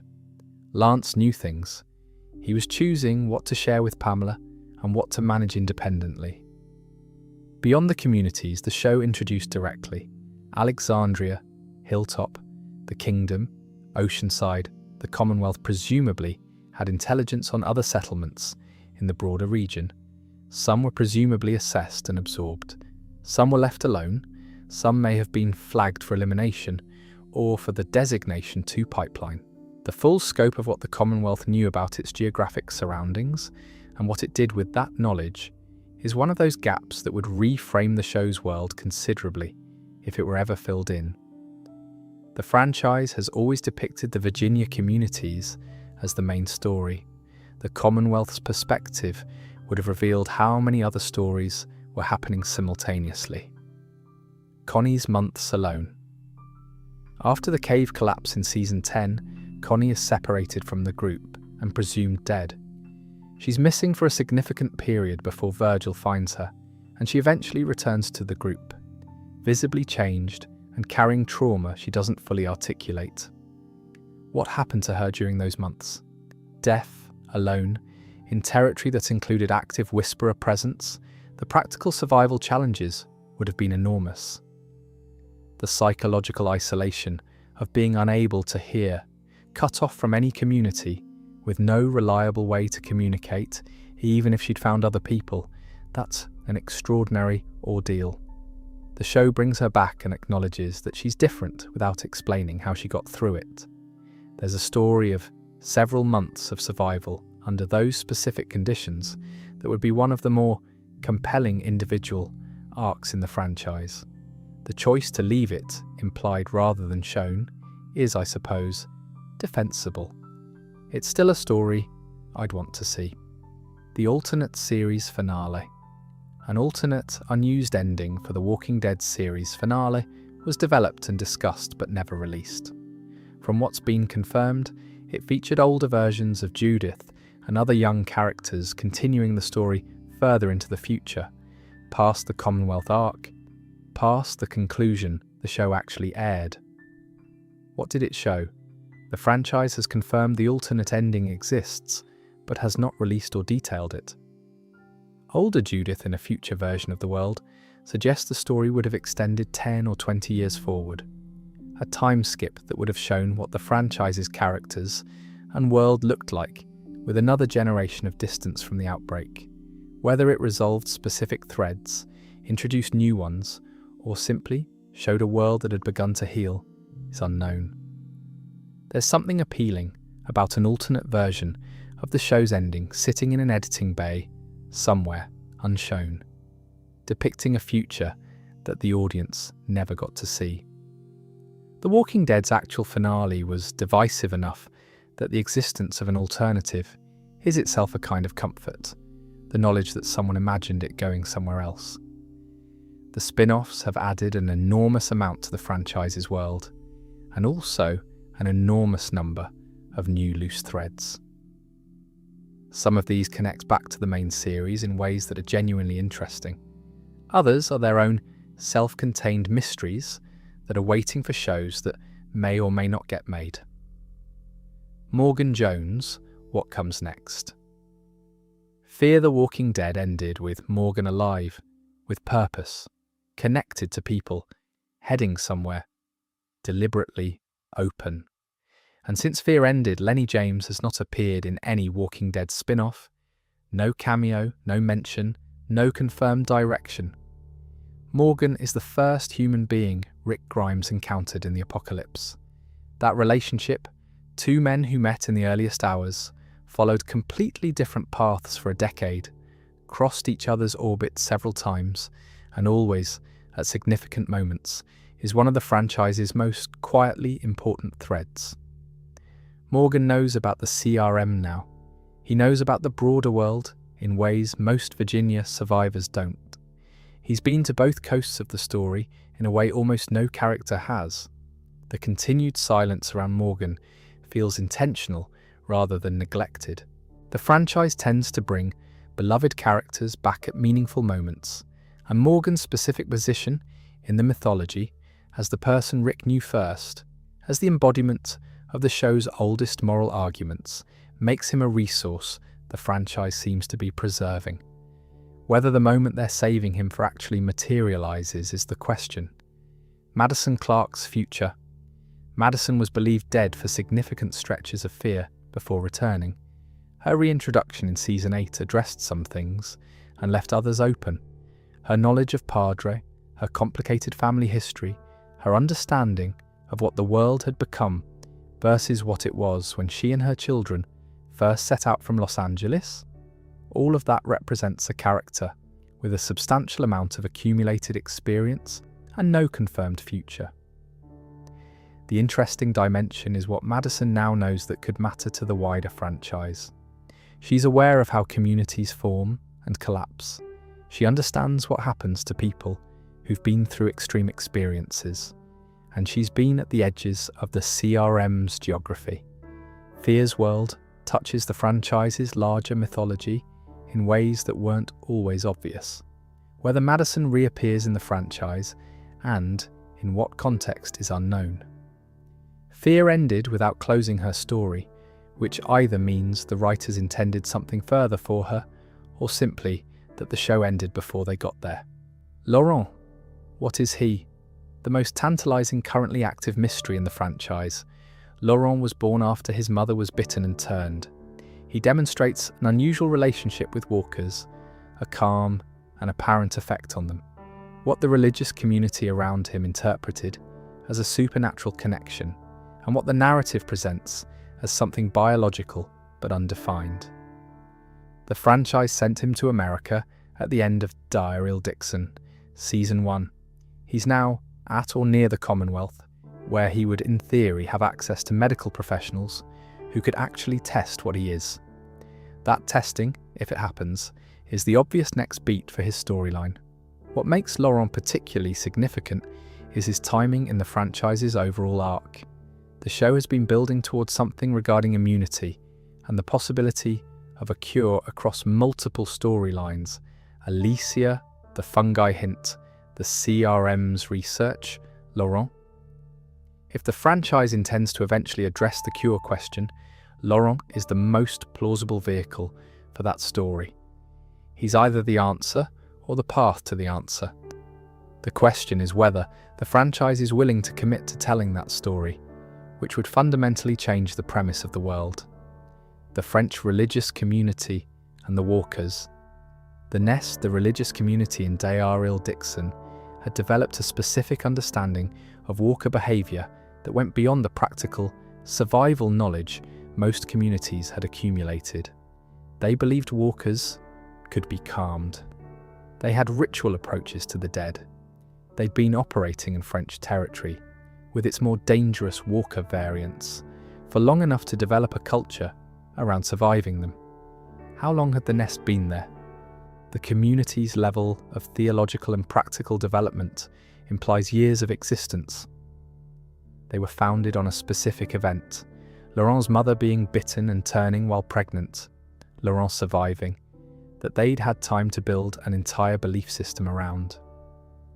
The founding of the nest, the theology's development, the practical knowledge they accumulated about variant walkers in their particular region of France, all of this is backstory the show gestured at without fully depicting.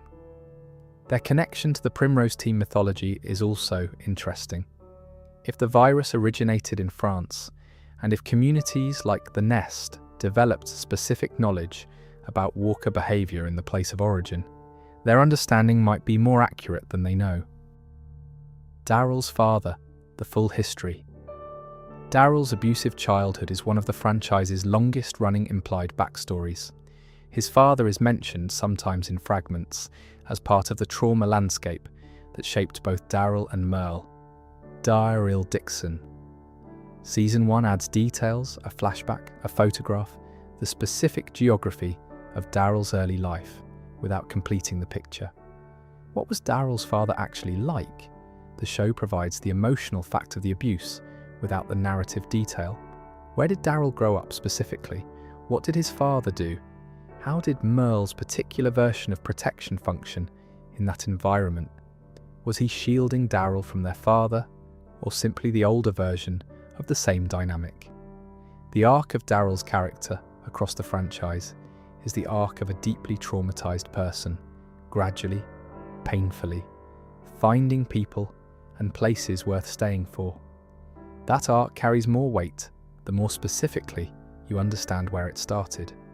The franchise has always kept Daryl's backstory deliberately fragmented, which works as a characterization choice, but leaves a story told almost entirely in implication. The KROH chat and NE gun. What happened between them? Dead City's primary antagonist, the KROH chat, was a former saviour with a specific and intense history with NE gun. Their dynamic is explored across the season, the KROH's obsession with NE gun.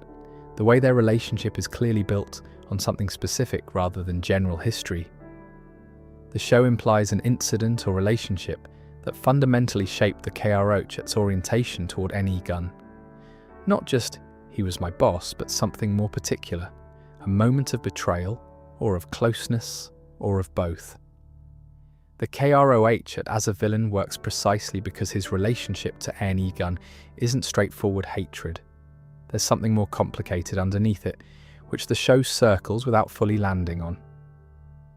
Dead City Season 2 may address this, or it may continue to use the unresolved history as texture rather than fact.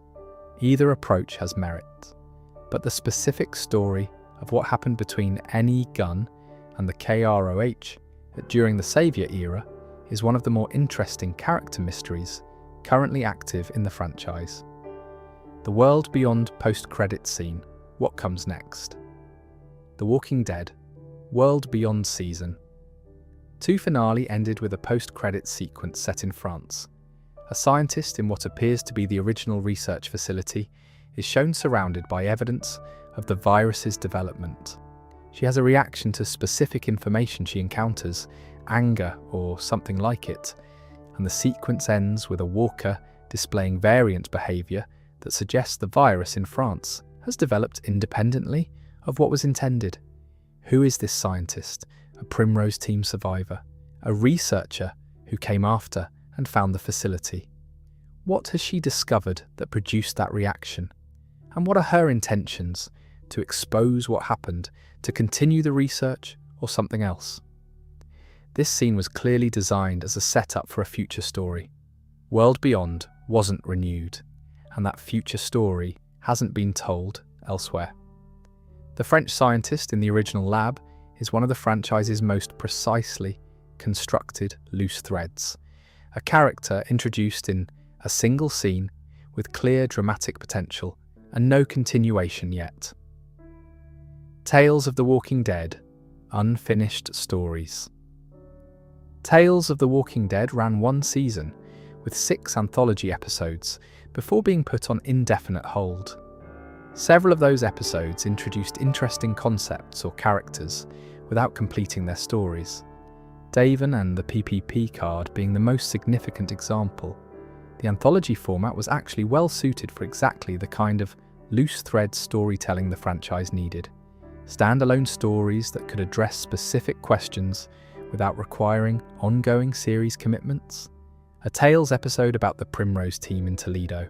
One about the Vartos in the weeks after Rick's group left. One about the Grady Memorial Hospital's collapse. The format could have done a lot of work. Instead, Tales was paused after one season, and the stories it might have told are among the unresolved threads that future anthology content, potentially more tales from the Walking Dead universe, which has been announced, would need to address. Whether that happens, and which specific threads it picks up, is currently unknown. The Daryl and Carol scars from their youth, what specifically happened? The matching X-shaped scars in Season 9 were eventually explained. Jocelyn's group inflicted them. But Daryl Dixon's first season gestures at additional scarring and additional backstory that overlaps with Daryl's pre-apocalypse childhood, rather than events during the outbreak. There's also a longer questioner about Daryl and Carol's pre-apocalypse relationship with each other, which the show has always treated as non-existent. They met as strangers in Season 1, but which carries an interesting weight given how deeply similar their backgrounds were. Two people from abusive circumstances who recognise something in each other across the first few seasons of the show. They didn't know each other before, but they knew each other's kind of history. The scars as a metaphor for that shared history, both the literal ones and the ones that don't show, is one of the franchise's more elegantly handled implications. The specific details underneath it remain deliberately incomplete. What is more Tales? From the TWDU going to be? An upcoming Walking Dead anthology project has been announced under the working title More Tales from the Walking Dead Universe, or something to that effect. Its content has not been described in detail. The original Tales format was flexible enough to go anywhere, any time period, any location, any corner of the mythology. The new version could theoretically address any of the loose threads from across the franchise.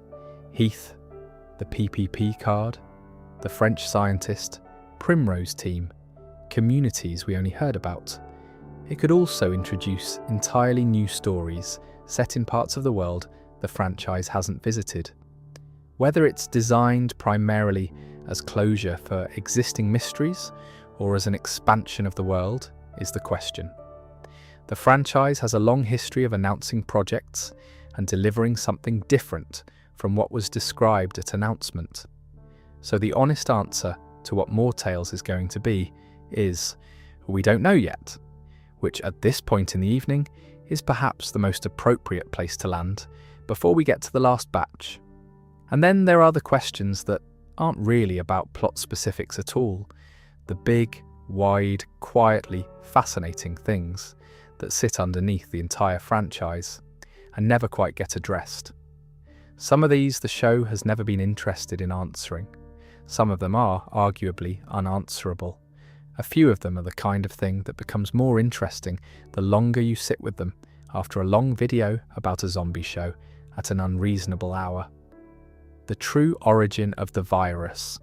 What we know, assembled across multiple shows, the wildfire virus was studied at the CDC in the United States under Dr. Jenner and his wife, Dr. Candice Jenner. The furthest advanced research was at LA Biomedicine DDMI in France. Multiple teams were involved, with Primrose team leading the work. France was the last to fall, and at the time the outbreak began, in 2010, Primrose team was at a conference in Toledo, Ohio. The question of whether the virus was created intentionally, accidentally released from the French facility, or was a natural pathogen that was being studied when it escaped, the show has never committed to an answer. World Beyond implies the facility was the origin point, which would suggest creation or accidental release rather than natural emergence. but the specific moment when it got out, how widely it spread before anyone understood what was happening, and whether it was a single release event or multiple, all of this is unknown. Jenner's line in Season 1 about the French labs holds up as quietly significant across the franchise's entire run. He said they were the last to hold out, which implied they were fighting something coming from outside. If the virus originated at a facility in France, the French being the last to hold out takes on a particular melancholy, a country fighting the consequences of its own research. Will a cure ever be found? The franchise has been gesturing toward this question since Season 1 and has never committed to an answer. The Eugene Lai, the CRM's research program, the fungi possibility introduced in World Beyond, Alicia's apparent survival, Laurent's apparent immunity, the post-credits French scientist. Each of these is a data point on a line that seems to be trending towards something.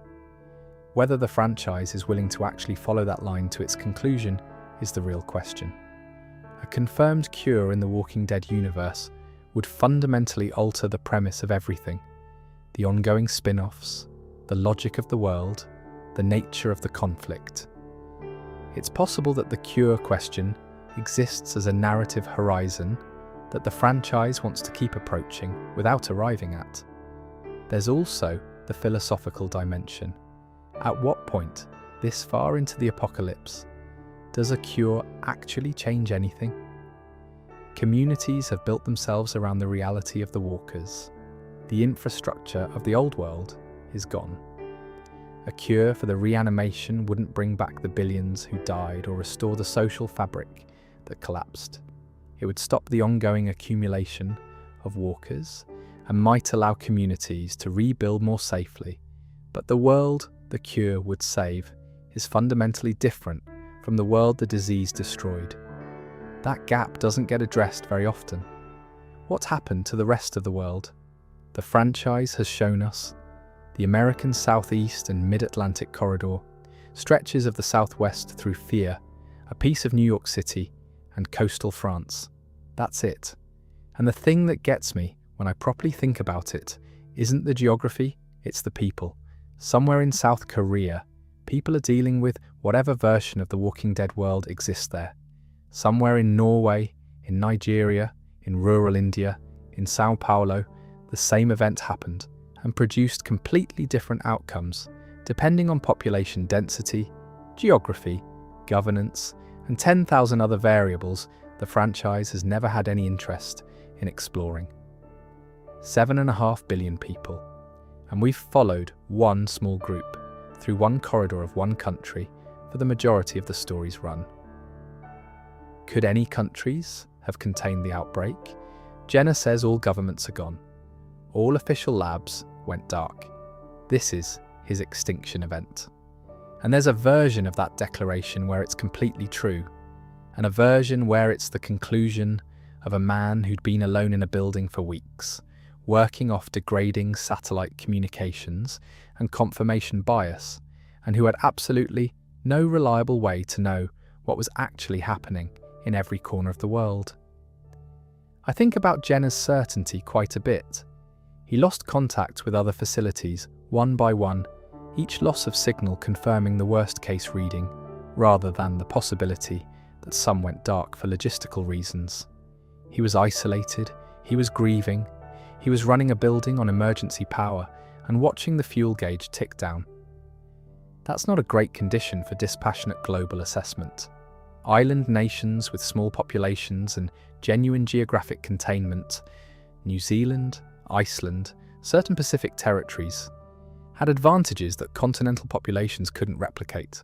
Whether any of them used those advantages in time is a question Jenner couldn't have answered even if he'd been in perfect conditions. His extinction event framing is his experience. It may not be the whole story. When do the walkers stop? Building on the decomposition question from earlier, at some point, the walkers end. Not immediately, not through any dramatic resolution, but through simple biology. Organic matter breaks down. 12 years in, the walkers are degraded, but still functional. 20 years in, the degradation will presumably be more severe.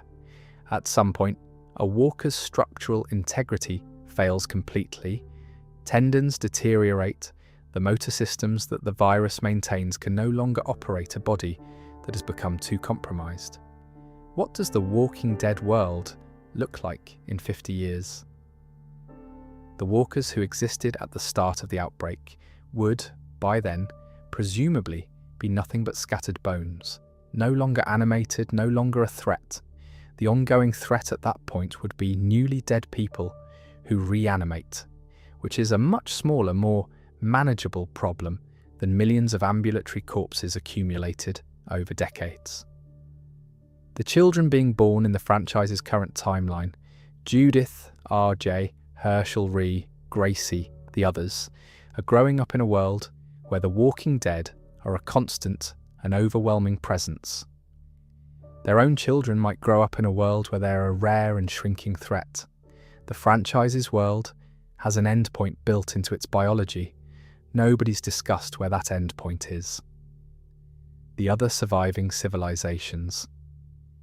The CRM's territory, the Commonwealth and Portland, represent the largest confirmed surviving civilizations in the franchise's North American geography.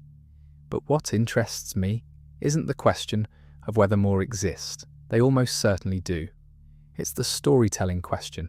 The franchise has spent 15 years building a particular kind of Walking Dead universe, one shaped by the specific people and specific events we've followed. Any large surviving community that wasn't shaped by those events would tell a fundamentally different kind of story. Different villains, different rules, different solutions that Rick's group never thought of because they were too busy surviving their particular corner of Virginia to wonder what someone in Denver or Calgary or Albuquerque figured out independently.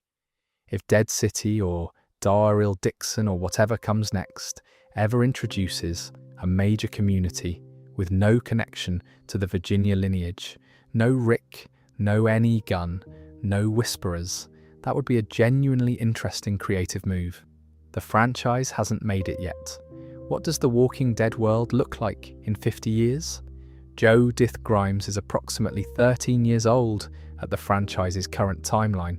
If she lives a full life, which in this world is far from guaranteed, but let's allow the optimistic version, she'll be in her 60s when the 50-year mark arrives. The walkers who accumulated in the early years of the outbreak will be significantly degraded. Communities will have been rebuilding for half a century.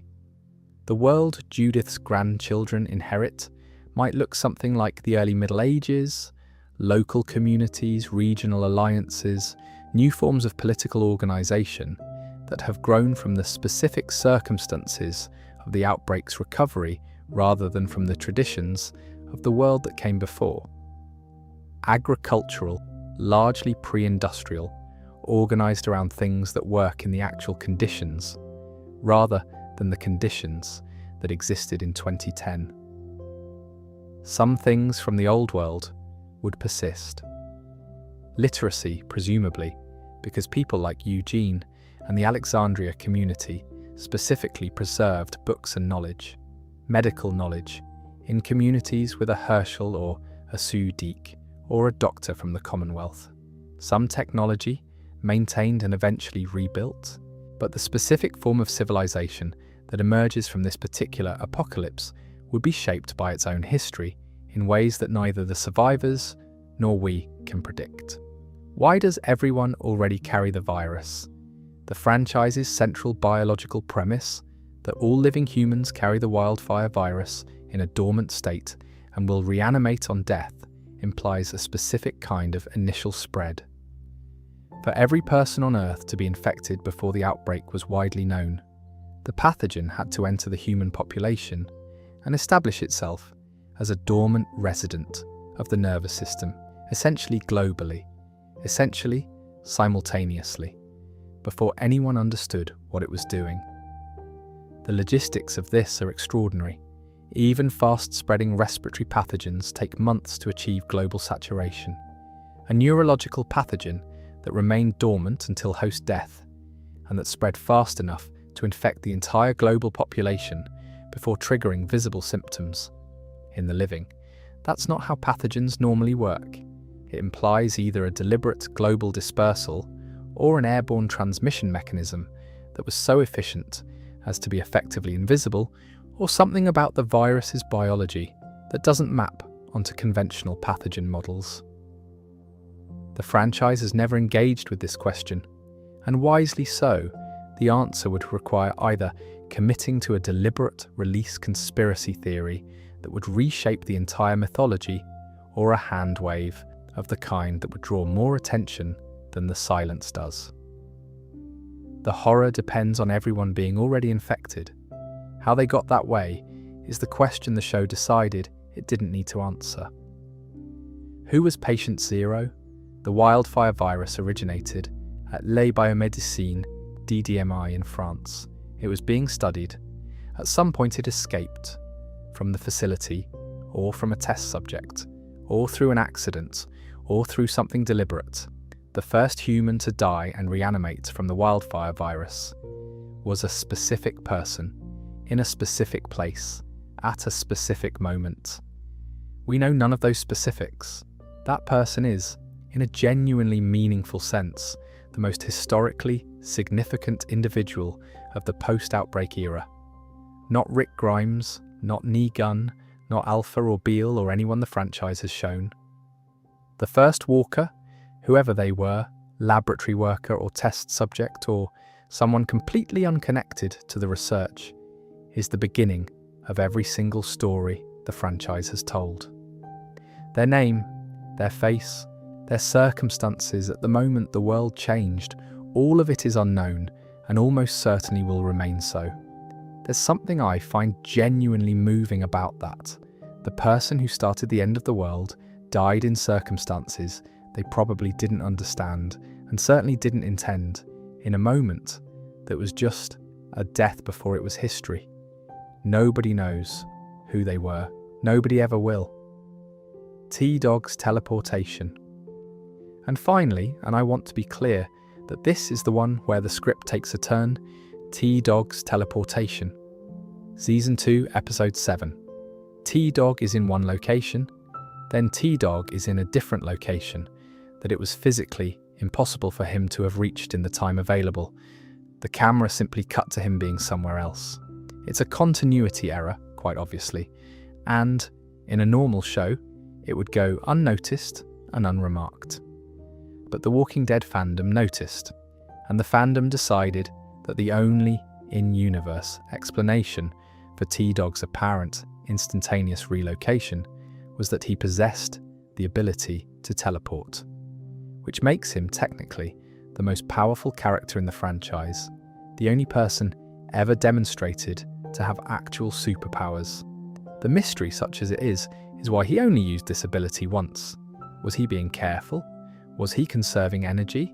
Did he decide, strategically, that the threat he was avoiding in that scene was severe enough to warrant the teleportation, but that revealing his powers to the group would create complications he wasn't prepared to manage?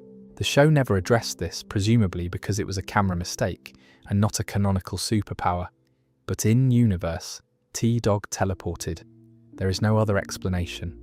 And with that, we have reached 100 mysteries, which feels like an appropriate moment to stop. 100 mysteries, some of them enormous, the origin of a virus that ended the world, the question of whether a cure will ever exist, the fates of entire cities, some of them small and human, what Jim was dreaming about when he dug those graves, who Jackie was before the outbreak, what Frank was like before Alpha decided he was a liability. What I find most interesting about The Walking Dead's loose threads isn't the frustration of them, though there is some of that, but what they reveal about the kind of storytelling the franchise was doing. A world that leaves questions unanswered is a world that feels genuinely large.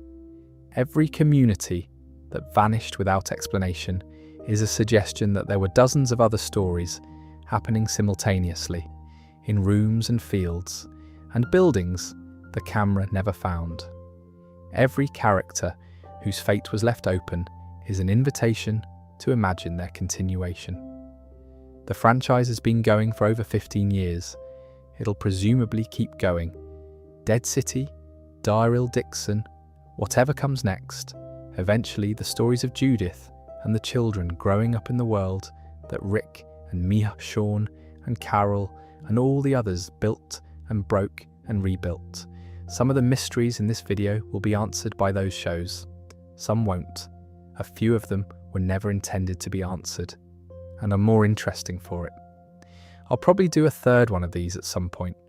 There are corners of the mythology I didn't get to today, and the spin-offs keep adding new threads faster than the old ones. Get resolved. So there's no shortage of material. For now though, that's 100. Thanks for spending the evening with this one.